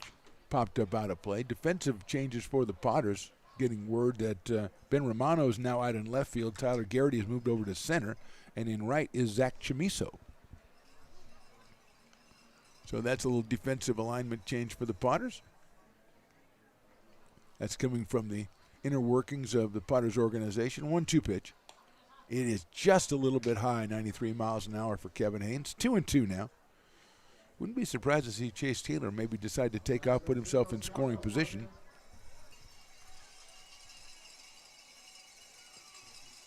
Cowbells are ringing. Here's a 2-2 pitch. Swing and a miss. He got him on strikes. Good pitch by Kevin Haynes. We go to the bottom of the 7th. This game tied at 2. It begins on the farm, where hard work breeds motivation. Care is taken under watchful eyes. With new growth comes inspiration, where playtime is mandatory. Welcome to Dueling Dogs Brewing Company. Meet the Stevens, a husband and wife who work hand in hand to craft exclusive small batch beer, mead, and cider. Using locally sourced ingredients to ensure freshness in every glass. Where a community of farmers, local artisans, and amazing food make for a truly inspired atmosphere.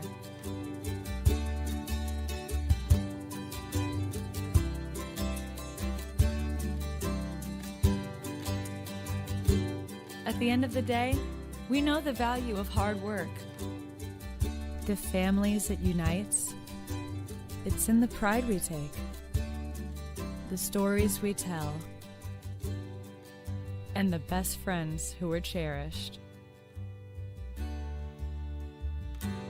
Dueling Dogs Brewing Company.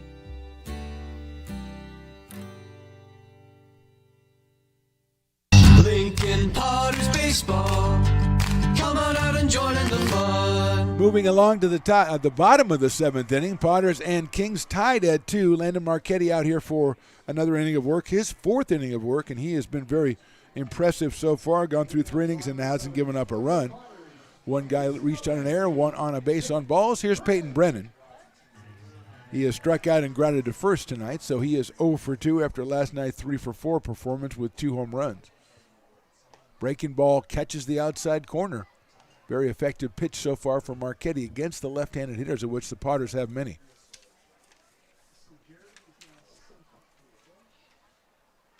Swing and a miss. The fastball pulls that one out for an 0-2 count.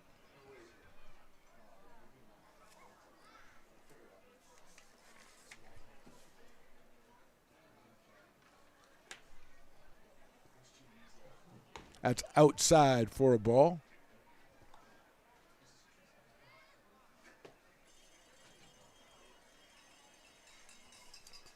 One ball and 2 strikes now. Swing and a miss, Wade, at the outside breaking ball. It's the first strikeout for Marchetti. 1 out, and here's Tyler Garrity, who is now the center fielder for the Potters. Started out in left field.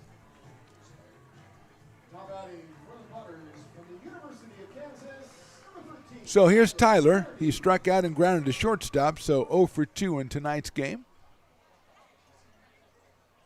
Fastball right down the middle at 85 from Marchetti. That's about the top that we've seen from him, but he uses the breaking ball to offset it very well and make the fastball probably appear a little bit quicker than that. 0-1. Outside. 1-1 to Tyler Garrity. He's followed by Luke Lavin, the catcher.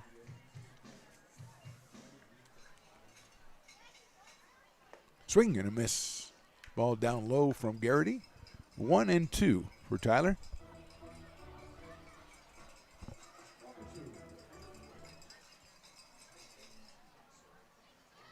That's down in the dirt, 2-2. Checking out Stones McCoy down to coaching at first, see if he's still got the old man coaching position down there. I think he's probably gone to the sweatshirt or something by now. It's a fastball, misses outside. Good take by Tyler Garrity. Makes it 3 balls and 2 strikes here. Activity in both bullpens as we move into the bottom of the 7th inning.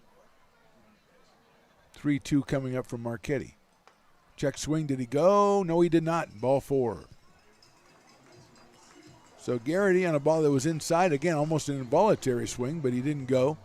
And he gets the base on balls. Here's Luke Lavin, who's walked and grounded to first. So Luke is 0 for 1 in this one, has scored a run back in the 3rd inning. Walked right ahead of the Cade Sanchez home run. Someone's got a delivery for you. What's going on, man? How you doing? How you doing? You recognize this guy? I just got my delivery from Javi, so I'm very happy right now. Lavin takes outside for a ball, 1-0.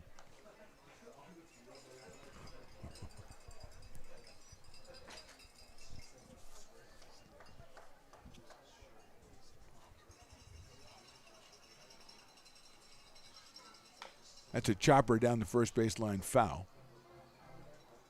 1-1. 1 out here in the 7th inning. Garrity over at first base. Lavin at the plate. Cade Sanchez, who's got the 2-run home run. That's all the Potters runs. He is on deck for Lincoln. Here's the 1-1 coming from Marchetti. That's chopped out towards second. Aldridge has it. And he drops it. He had it and he dropped it, and everybody's going to be safe. So it'll be an error on the second baseman, as he obviously was thinking about flipping it to the shortstop. Ramos covering and lost control, and everybody is safe. Second error for the Kings tonight. A big break for the Potters, and here's Cade Sanchez. Cade, in my notes, it says he was the player of the game twice in the first week of the season, which is kind of amazing, really. Not so amazing when you consider he's hitting .371 coming in tonight. He had 15 runs batted in, make that 17 because of his first home run of the season. So he's up here to do some damage, hopefully, for the Potters.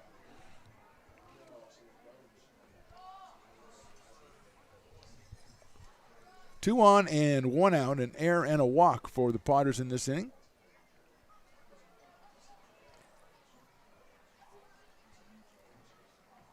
Sanchez takes low and inside for a ball. He's out of Houston, Texas. and Texas A&M Corpus Christi. 5'9", very powerful 5'9". Lavin at first.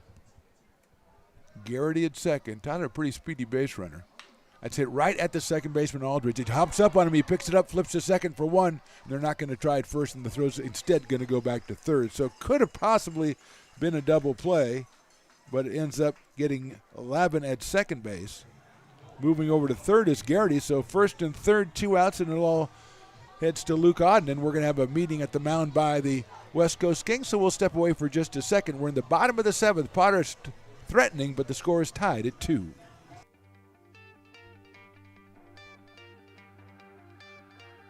Gooseport Public House.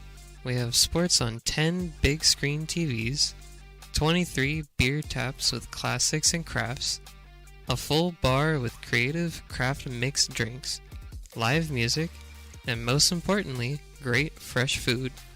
In downtown Roseville off Vernon Street, only 15 minutes from the ballpark. See ya at Gooseport.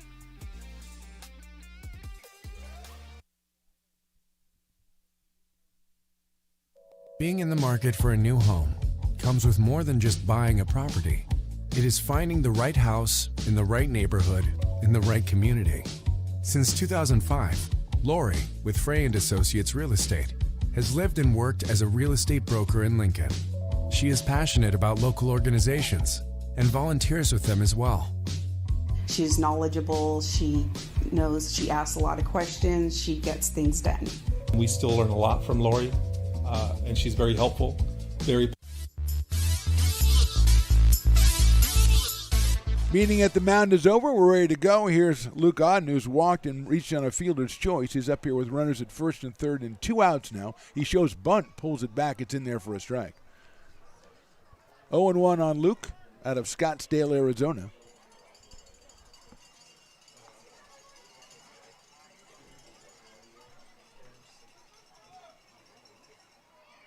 Lines one into right field for a base hit. Run scores going all the way around to third. It's Cade Sanchez. Luke Odden comes through, lines one into right field, and the Potters take a 3-2 lead. Scoring is Garrity. Sanchez goes all the way over to third. First hit that the Potters have gotten actually off Landon Marchetti, and it's a perfectly placed one by Luke Odden. He gets the RBI. The Potters get the lead, and here's Brandon Forrester. And with 2 outs, I know first base coach Stones McCoy would be very happy if Brandon could extend this lead a little bit because it's very tight.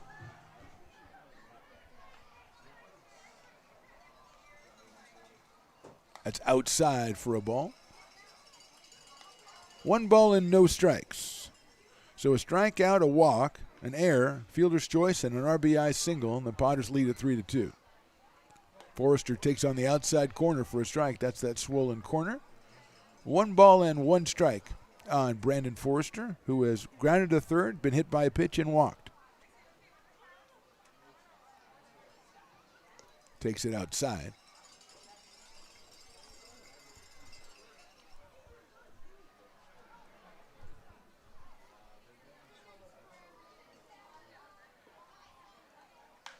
Fouled on the screen over there. Everybody seems to be okay. There's a lot of oohing and ahhing going on. 2 strikes on Forrester. Brandon out of Fair Oaks, California. 2 balls and 2 strikes here. Breaking ball's chopped foul down the third base line, going all the way over to the dugout.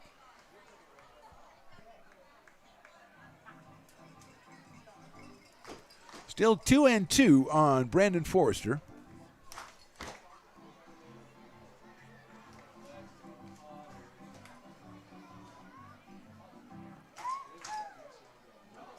Ben Romano on deck for the Potters. Forrester takes one outside. That's full count now, 3 balls, 2 strikes. Yes, it is. Confirmed by the umpire behind the plate. I think Stone says his name was John, I believe. 3-2. So going at first will be Luke Odden. He's not being held on, so he'll get a very good jump. At ball 4. So base on balls, loads the bases for the Potters, and here's Ben Romano. Romano entered the game as a defensive replacement. Back in the top of the inning, he went into left field. Tyler Garrity moved to center, and I think we're going to get a pitching change for the West Coast Kings, so we'll step aside. Potters lead by 1, threatening to get more. We're in the bottom of the 7th. They're on top 3-2.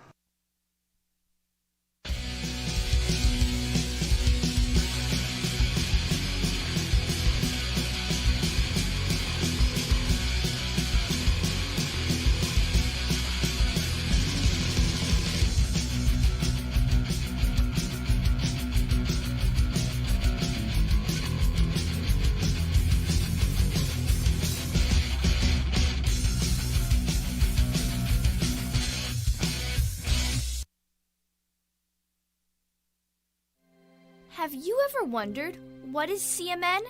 I thought so. Let me help. CMN stands for Children's Miracle Network, a non-profit organization that raises money for children's hospitals. Locally, UC Davis Children's Hospital is your CMN hospital, the only one in our area. It is a nationally ranked comprehensive children's hospital that provides the highest quality of care to pediatric patients like me. How is this level of care possible? With help from CMN donations. CMN teamed with corporate partners and community donors to fundraise for things like equipment, research, and patient care. All money raised locally during campaigns like this stays local to support children treated at UC Davis Children's Hospital. Sick and injured kids can't wait to get the care they need. And thanks to generous donors, partners, and fundraisers like you, we don't have to. Please give wherever you see the Miracle Balloon, and thank you for supporting CMN at UC Davis.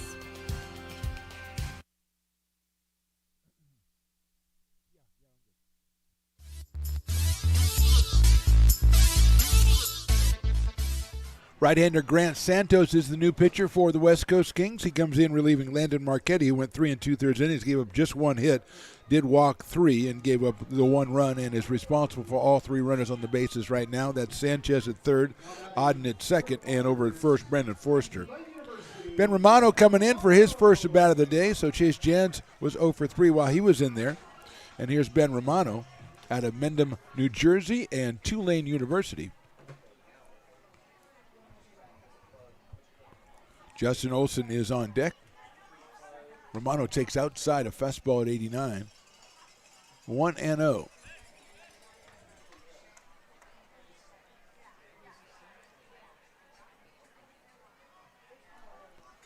Santos probably about 6'4" out there, and his fastball is again outside. 2-0.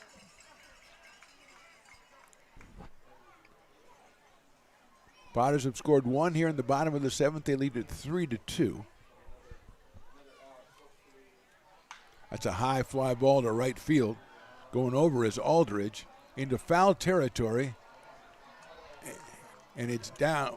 Stones McCoy is telling the umpire it's down. Stones McCoy was animated, telling the umpire that it did not get caught. And he's pointing to us up here to see that he did move. Okay, you did move. We saw you. All right. It's a foul ball, and he got really excited over the fact there was a foul ball, and he got to see it. And then he gets back into his old man stance. He's all excited now because he was moving around and everything. I hope we have that on tape. That's fantastic work by our crew up here, getting that on tape. 2-1 on Romano now.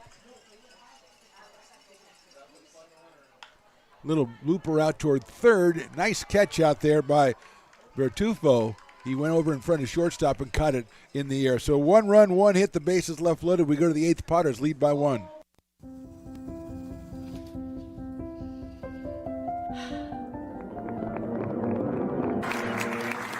Welcome back, Olympia's 5th grade orchestra.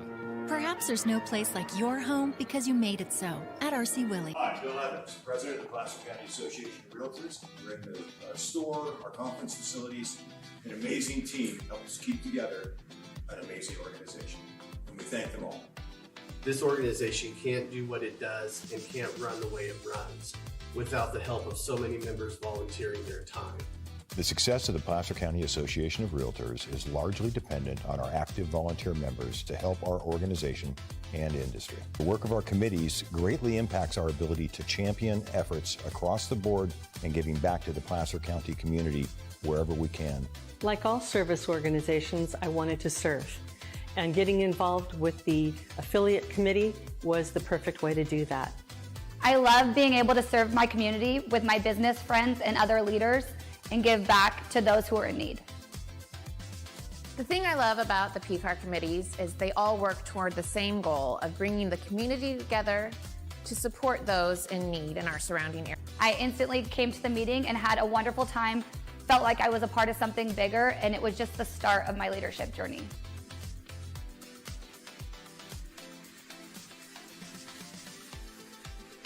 Lincoln Potters Baseball.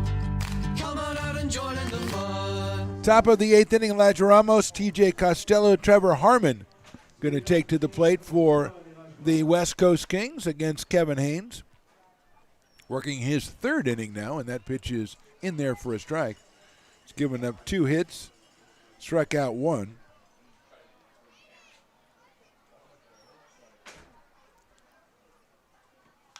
Popped up.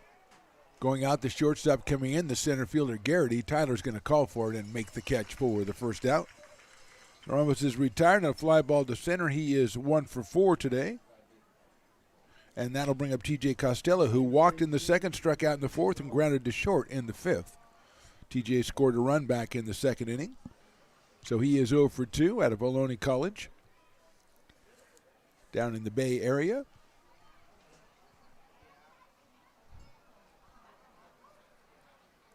Now that's the way you do it. You go down, you pick up a dog, and you pick up something from Javi. Maybe like an entrance, like a quesadilla. But you also come back up with a dog. So you've taken care of everything, because that right there, in about I'm going to say 30 feet apart, you can take care of food for a long time. That's fantastic. Fastball misses outside for a ball.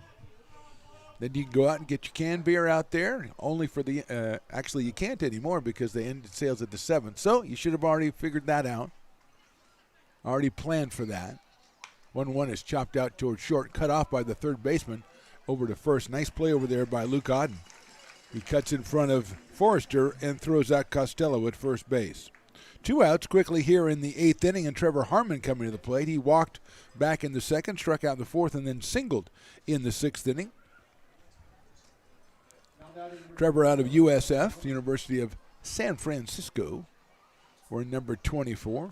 West Coast Kings with the white pants and the yellow tops in this one. Breaking ball just misses inside, 1-0. 26 pitches so far for Kevin Haynes, the right-hander out of Rockland. Fastball catches the corner, 1-1. Out of Sacramento State University. It's 92, right around 92, 93 on the fastball for Kevin today. It's that one out towards second base. Sanchez backhands it, takes his time, guns it over to first, and a good inning for Kevin Haynes. A 1-2-3, and the Potters come up in the bottom of the 8th. They lead at 3-2. Have you ever wondered, what is CMN? I thought so. Let me help. CMN stands for Children's Miracle Network, a non-profit organization that raises money for children's hospitals. Locally, UC Davis Children's Hospital is your CMN hospital, the only one in our area. It is a nationally ranked comprehensive children's hospital that provides the highest quality of care to pediatric patients like me. How is this level of care possible? With help from CMN donations. CMN teamed with corporate partners and community donors to fundraise for things like equipment, research, and patient care. All money raised locally during campaigns like this stays local to support children treated at UC Davis Children's Hospital. Sick and injured kids can't wait to get the care they need. And thanks to generous donors, partners and fundraisers like you, we don't have to. Please give wherever you see the Miracle Balloon, and thank you for supporting CMN at UC Davis.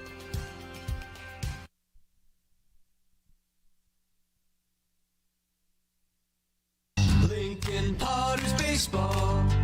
Come on out and join in the fun. Moving into the bottom of the 8th inning, Grant Santos on the mound again for the West Coast Kings. He'll face Justin Olson, then Zach Chamiso and Peyton Brennan. 3, 4, and 5, 3 left-handed hitters for the Lincoln Potters, as they could stand to put up another run or two here in the bottom of the 8th inning, as these 3-2 games get me nervous.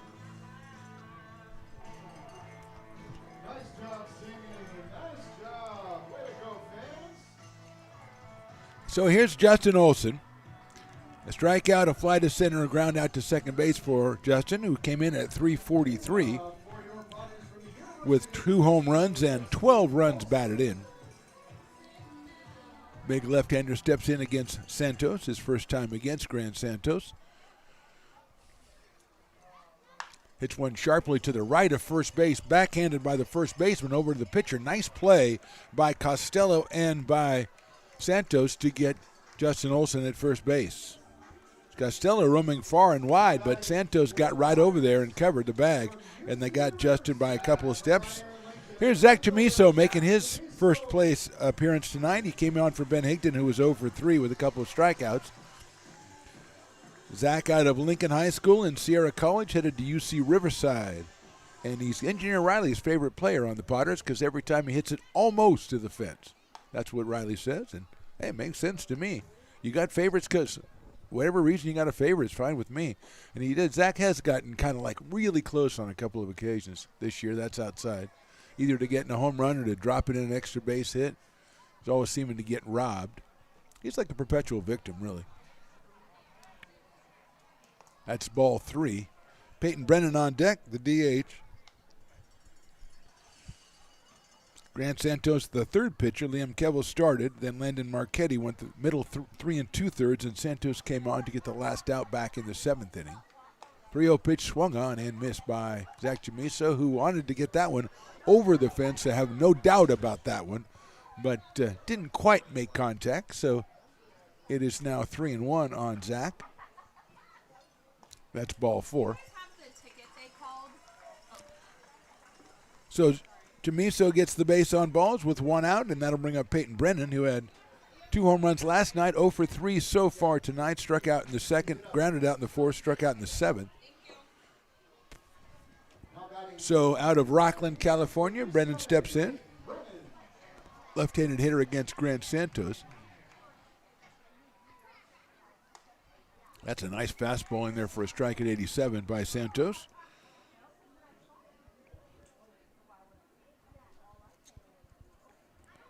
Seven base on balls by the pitchers. That's chopped off the foot, I think, of Brennan.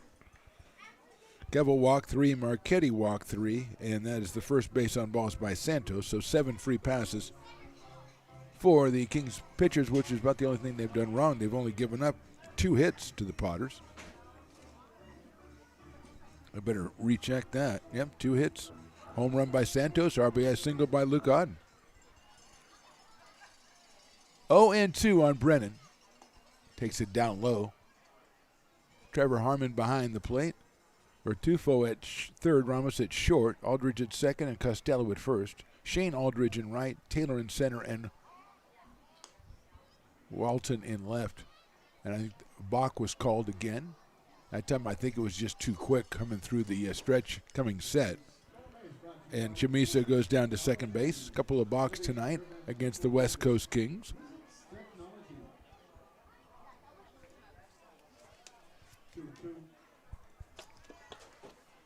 Two balls and 2 strikes on Peyton Brennan.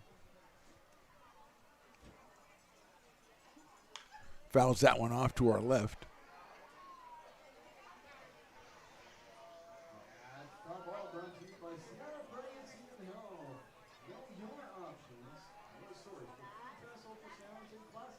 Two and 2 now on Peyton Brennan.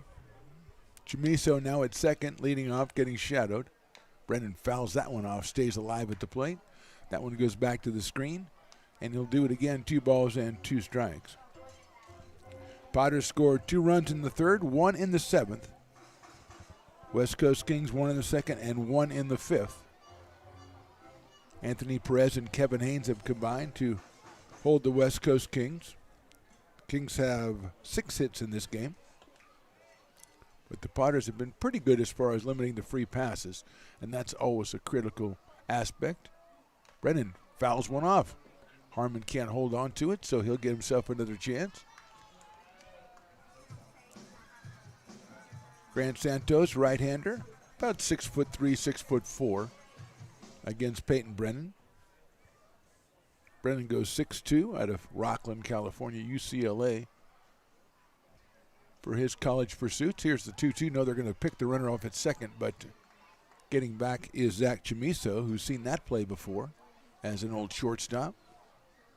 So he's okay at second base, and he'll try to extend that lead just a little bit now as Santos looks back to get ready for the 2-2 to Brennan.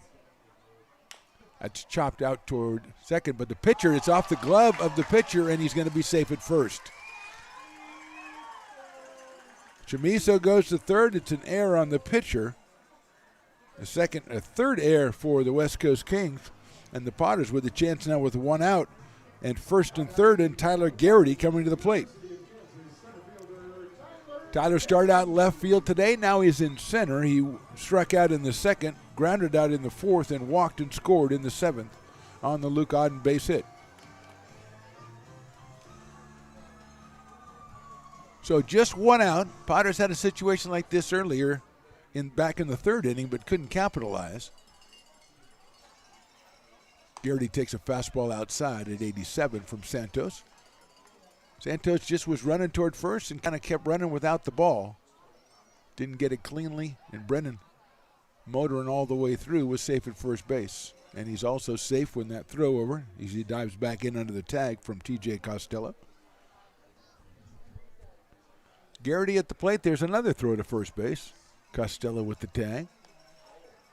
Chamiso very alert over at third base in case the ball gets away.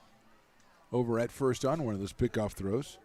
Luke Lavin on deck. It's all about Tyler Garrity right now for the Potters, though. 1 ball, no strikes.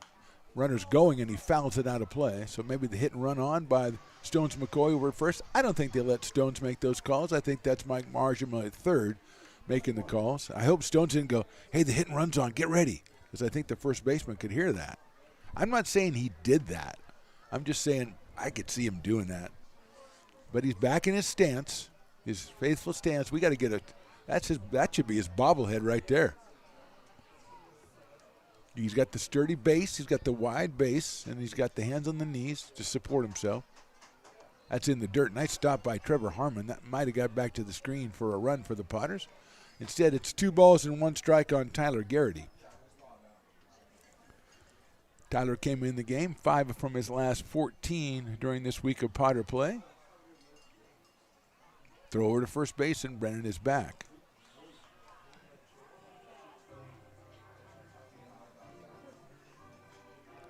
Potters on the road tomorrow. They take on the Bay Area Admirals in a doubleheader, and then they're back here on Tuesday. And Brennan seems to have really touched a nerve for Grant Santos because there's the 4th throw over to first base.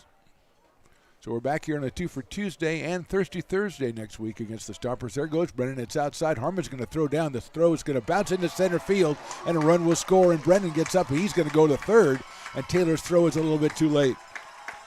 So he gets the stolen base. The throw into center field allows Chamiso to score the 4th run of the game, and the Potters lead 4-2. Another error for the West Coast Kings, and that has been very costly for them today defensively in this game, as they've still only given up 2 hits to the Potters, and the Potters lead at 4-2.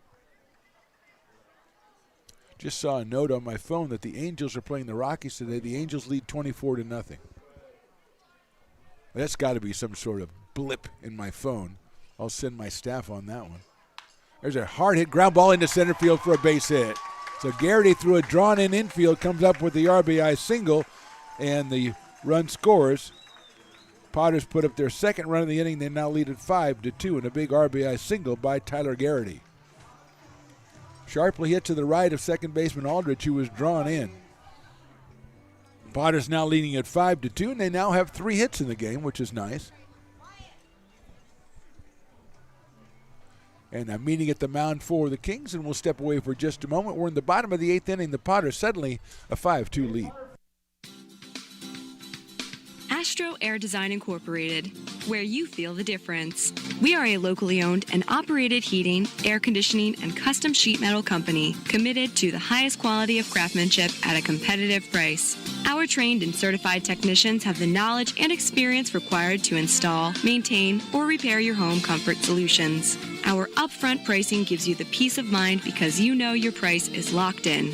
Call Astro Air Design Incorporated today.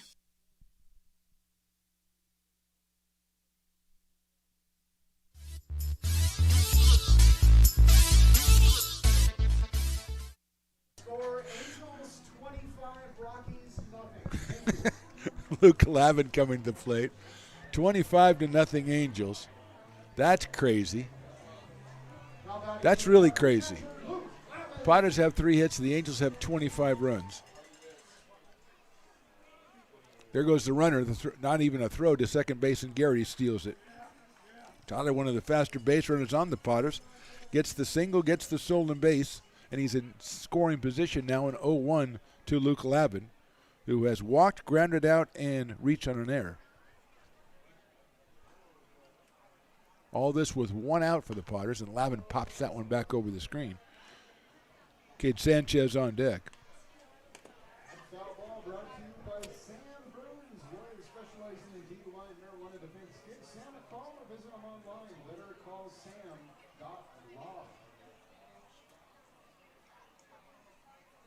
Oh and 2 on Lavin. Check swing, I don't think he went, but nobody's asking, so it's 1 ball and 2 strikes. Out of Laguna Beach, California, Luke Lavin, left-hand hitting catcher, headed for Stanford.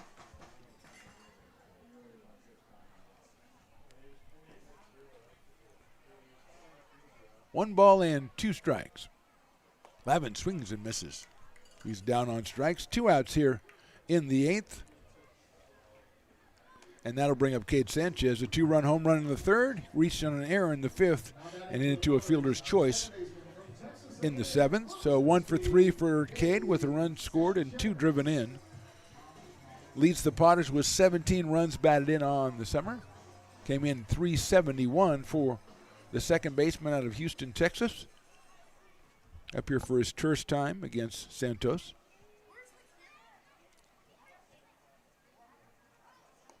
Off-speed pitch, misses for a ball, 1-0. If Cade can keep it going, Luke Auden would be next. Potters with 2 runs here in the inning. 1 courtesy of an error, 1 on a Tyler Garrity base hit. Sanchez takes outside for a ball. 2-0 on Cade Sanchez.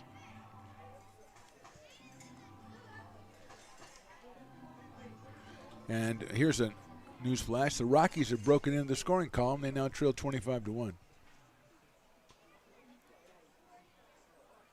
That's inside. 25-1 is almost worse than 25-0. I don't know why. It just looks worse.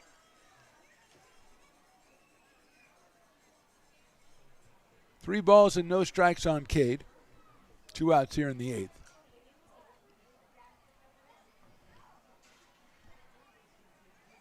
Here's Santos' 3-0 pitch outside, ball 4. So Sanchez gets the walk. He is down at first base. And Luke Auden walked, fielder's choice, and a big RBI single back in the 7th inning. Luke a switch hitter, so he turns over to the left side of the plate against Grant Santos. He's out of Scottsdale, Arizona, and Georgia Southern University is Mr. Luke Auden. Playing third base for the Potters tonight. Played second as well for Lincoln. Brandon Forrester, the top of the order, out on deck in case he gets the chance. That's inside for a ball. So Garrity at second, Sanchez at first. A 1-0 count on Luke Auden.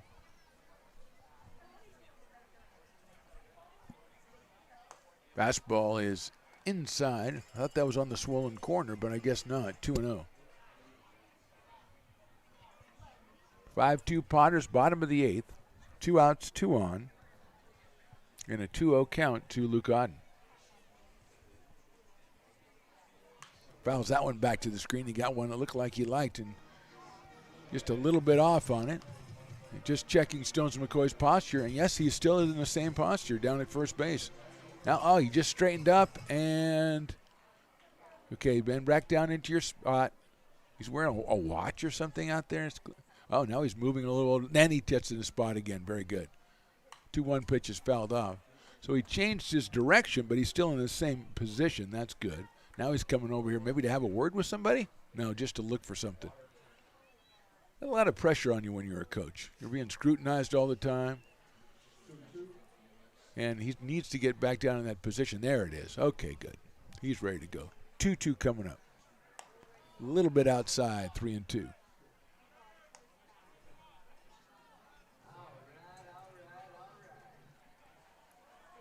Trevor Harmon comes out and kind of shouts some instructions to his infielders.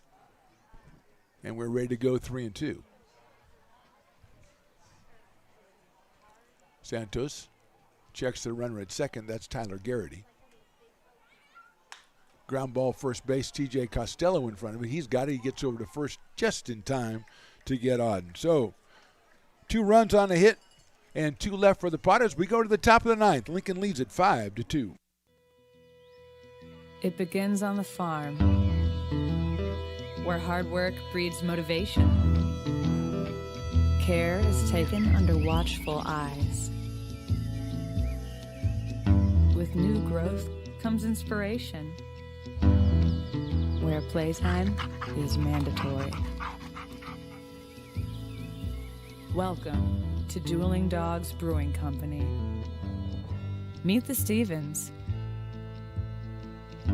a husband and wife who work hand in hand to craft exclusive small batch beer, mead, and cider. Using locally sourced ingredients to ensure freshness in every glass. Where a community of farmers, local artisans, and amazing food make for a truly inspired atmosphere.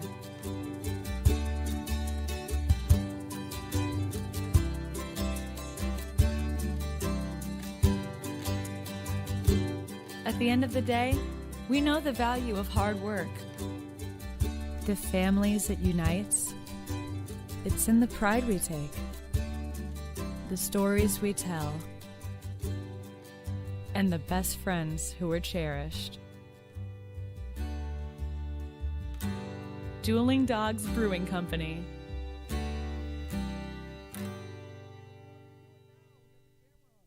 Lincoln Potters Baseball.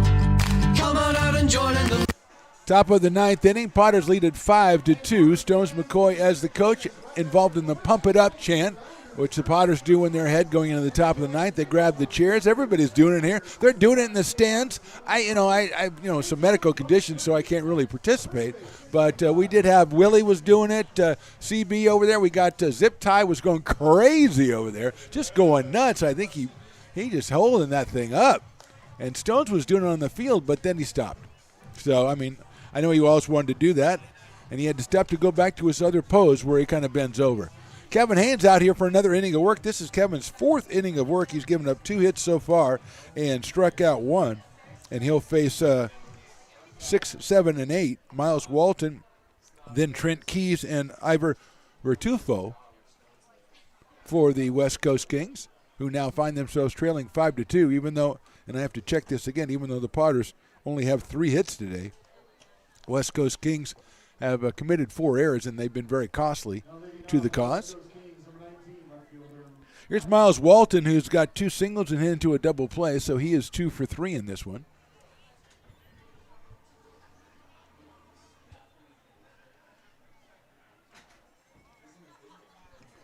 Right-handed hitter out of Sac State against Kevin Haynes, also from Sac State.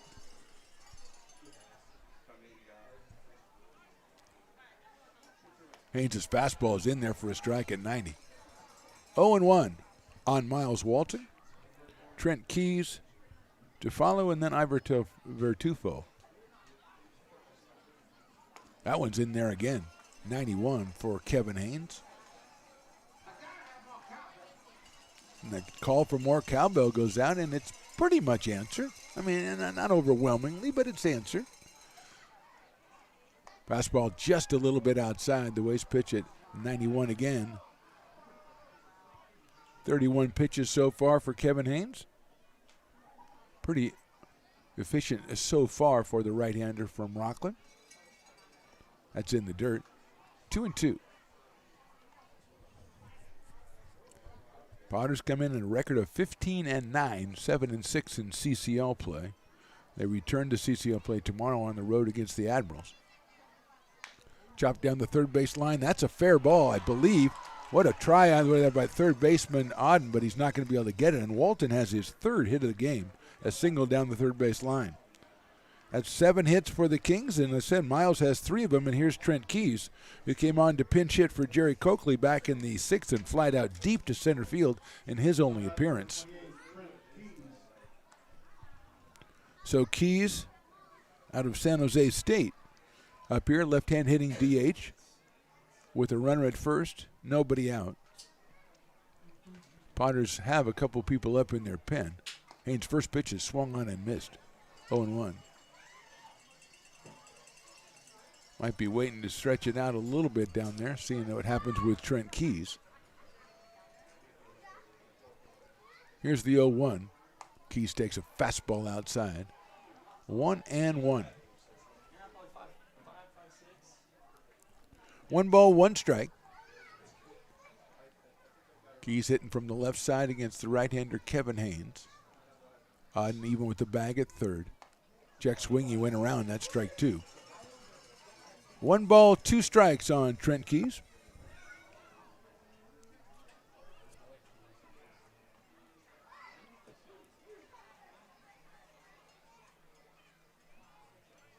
Breaking ball's popped up and it's out of play.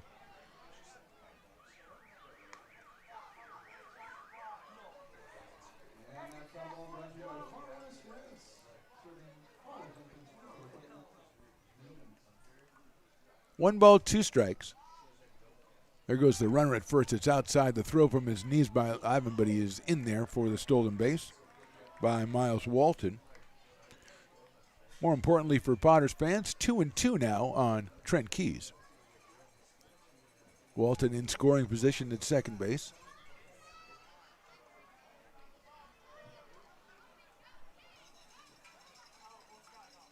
Hit down to first base. Nice play out there by Olsen. He flips it to first. Well done by the Potters. Justin Olsen roaming far and wide to his left.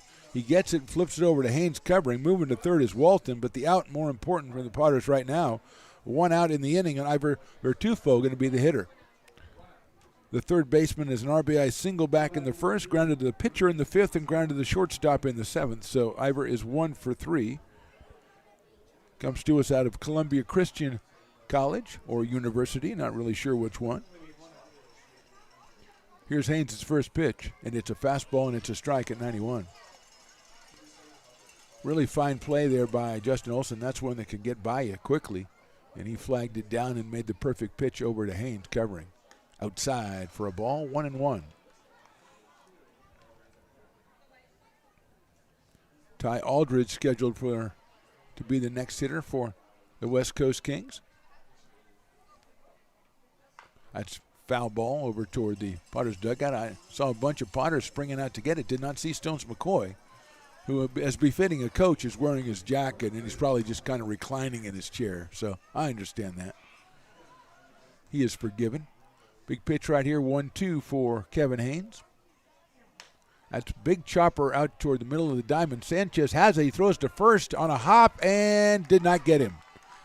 Great try by Sanchez. Run scores an RBI single by Vertufo. His second hit, his second RBI. 5-3 now in favor of the Potters, and Ty Aldridge scheduled to be the next hitter, and that looks like Ty Aldridge. Out of Pueblo, Colorado, Ty Aldridge with Chase Taylor on deck.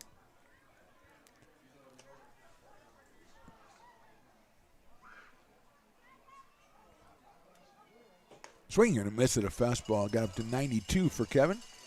0-1, Aldridge. He's grounded into a double play, struck out, and grounded to first. So he's 0 for 3 in this one. Potters leading 5-3. That one popped up right side. Going after it is Chamiso, and Zach seems to have a beat on it in foul territory and makes the catch. So 2 outs. Nice play by Chamiso, roaming far and wide in right field, and that'll bring up Chase Taylor with 2 outs. Chase has fly to left, grounded to second, reached on a walk, and singled. So he is 1 for 3. He has scored a run in this one, back in the 5th inning. Left-hand hitting center fielder against Kevin Haynes, with Vertufo over at first base.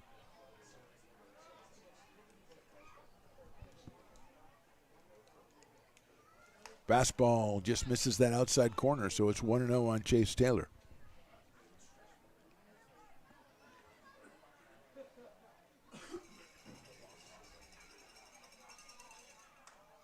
Fastball misses again outside. Tailing fastball by Haynes at 91, and he's behind the count 2-0. Doesn't want to put Taylor on. That brings the tying run, the potential tying run to the plate in the person of Shane Aldridge.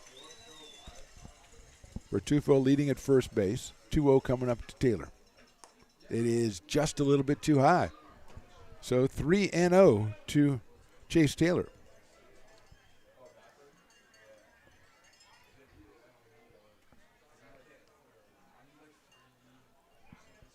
Very short lead at first base. 3-0 pitch coming up. Outside, ball 4. No, call that a strike as the bat already went flying and already called it ball 4, and it's a strike.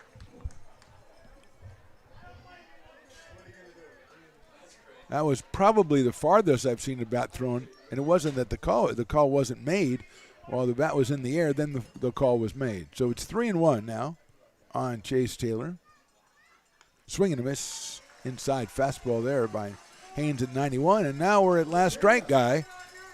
And there's the last strike guy, and he's doing a great job. Do not let up last strike guy. Now he's going to have a problem because of this guy. Well, I don't want to talk about that. He's new. Ball strike 3, that's the ball game. So the last strike guy gets out there in time, and Kevin Haynes shuts it down. The Potters end up winning this one. 1 run in the 9th for the Kings. At the Potters win this one 5-3. Kevin Haynes is your winning pitcher. And we will be back right after this in the postgame with our player of the game, who I believe is going to be Mr. Cade Sanchez. And we'll be back right after this on the Stones Radio Network's Potters Win. Hi, Bill Evans, President of the Placer County Association of Realtors. We're in the store, our conference facilities, an amazing team help us keep together an amazing organization. And we thank them all. This organization can't do what it does and can't run the way it runs without the help of so many members volunteering their time. The success of the Placer County Association of Realtors is largely dependent on our active volunteer members to help our organization and industry. The work of our committees greatly impacts our ability to champion efforts across the board and giving back to the Placer County community wherever we can. Like all service organizations, I wanted to serve. And getting involved with the affiliate committee was the perfect way to do that. I love being able to serve my community with my business friends and other leaders and give back to those who are in need. The thing I love about the PCAR committees is they all work toward the same goal of bringing the community together to support those in need in our surrounding area. I instantly came to the meeting and had a wonderful time, felt like I was a part of something bigger, and it was just the start of my leadership journey.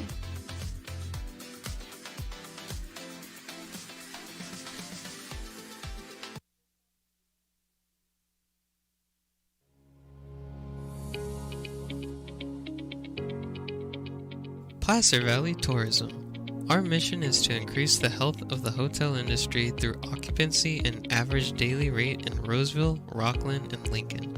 Proud partner of the Potters in the 2023 West Coast World Series Tournament from August 8th to 11th.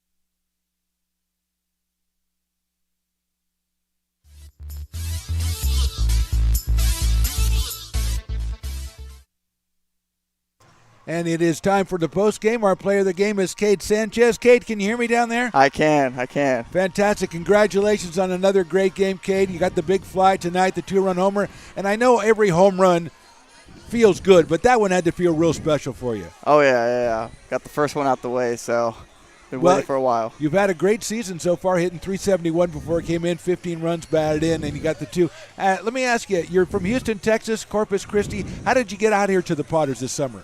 They did. They gave me the connections, you know. They wanted to give me a place to play for summer, and so they sent me out here, and it's been great. I love it. What did you come out here for the summer? You want to experience, obviously, California, but what are your goals as far as playing-wise for the summer? Yeah, just get at bats, you know, get some playing time in. Also relax at the same time. I played a lot at my junior college, so, you know, just have fun. Well, it sounds like the Potters are a great team to have fun at. I know Coach Margema, who's running the show for you guys right now, is a kind of a great guy to have fun. So is he a lot of fun to have in the clubhouse? Oh, he is, dude. He's energetic, and he's a great man. Best coach I've had in a while. Cade, you have been with the team since the beginning of the summer, so I think I can ask you, can you tell me like 1 or 2 guys who have emerged as team leaders for you guys? Team leaders? I want to say maybe Justin Olson. He hasn't been here for the longest time, but, you know, he's a leader in the locker room, whatever, outside the field. And he's a big guy, so you listen to him a lot. So finally, Cade, congratulations on the game tonight. You had a new first base coach tonight, Mr. Stones McCoy. How did he do out there? Oh, he did great. You know. I got to see him a lot today, so it was fun. Well, Cade, congratulations, player of the game. Big hit, the big 2-run home run. Love it. Thanks a lot for being with us. Hopefully we'll talk to you again over the summer. Continued success to you, Cade. All right. Thank you for having me. You bet. Cade Sanchez, our player of the game. We're back with more post-game right after this on the Stones Radio Networks.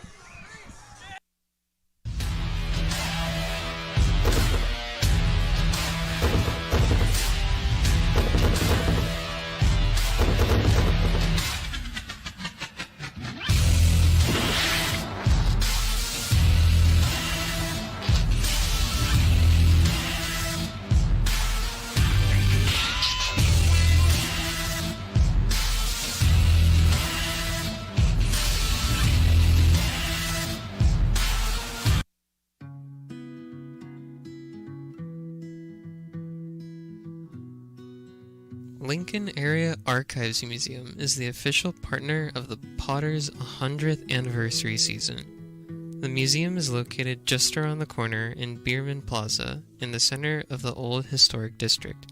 Plan your visit and learn about early Lincoln history.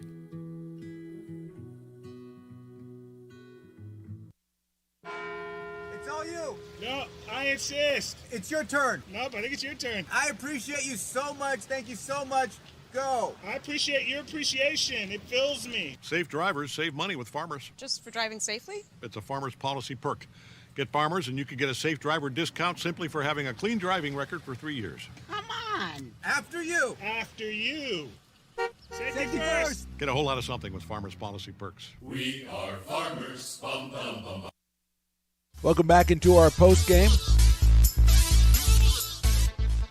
Welcome back to the postgame. Mark the Phantom Low here with you. Watching the fans run out there, the kids run out there. Piper's birthday. Everybody had a great time. The Potters, you can probably see him huddled down the right field line. We think Stones McCoy is in the middle of them, so we're not going to make Stones come back here for the postgame. We'll just mention that the Potters come out with a 5-3 win, a hard-fought win, special notice of Anthony Perez, who went the first 5 innings, gave up 1 earned run on 4 hits, and then Kevin Haynes went the next 4 innings, gave up just 1 run himself. Oh, he gets the win for the Potters tonight. Potters doing it with only 3 hits, and I keep looking through my book, and I still find only 3 hits. All 3 hits resulting in runs, including the big 2-run home run by our guest Cade Sanchez back in the 3rd inning, then an RBI single by Luke Auden in the 7th, and an RBI single by Tyler Garrity in the 8th. So the Potters get the win. They return to league action tomorrow on the road against the Admirals. Then we're back here on Tuesday. We've got a bunch of home games Tuesday, Thursday, Friday, Saturday, and Sunday, so make provisions and get out here to McBean. If you can't do that, keep watching us on Lincoln Potters Baseball YouTube or on Stones Radio Network's YouTube, and remember to subscribe so you get notice of whenever we go live. Thanks to Riley the engineer and Maya, his friend, and I think sister, but she was helpful too. Stones McCoy, great job out there coaching. Potters get the win 5-3. Thanks for watching. We'll talk to you next time on the Stones Radio Networks.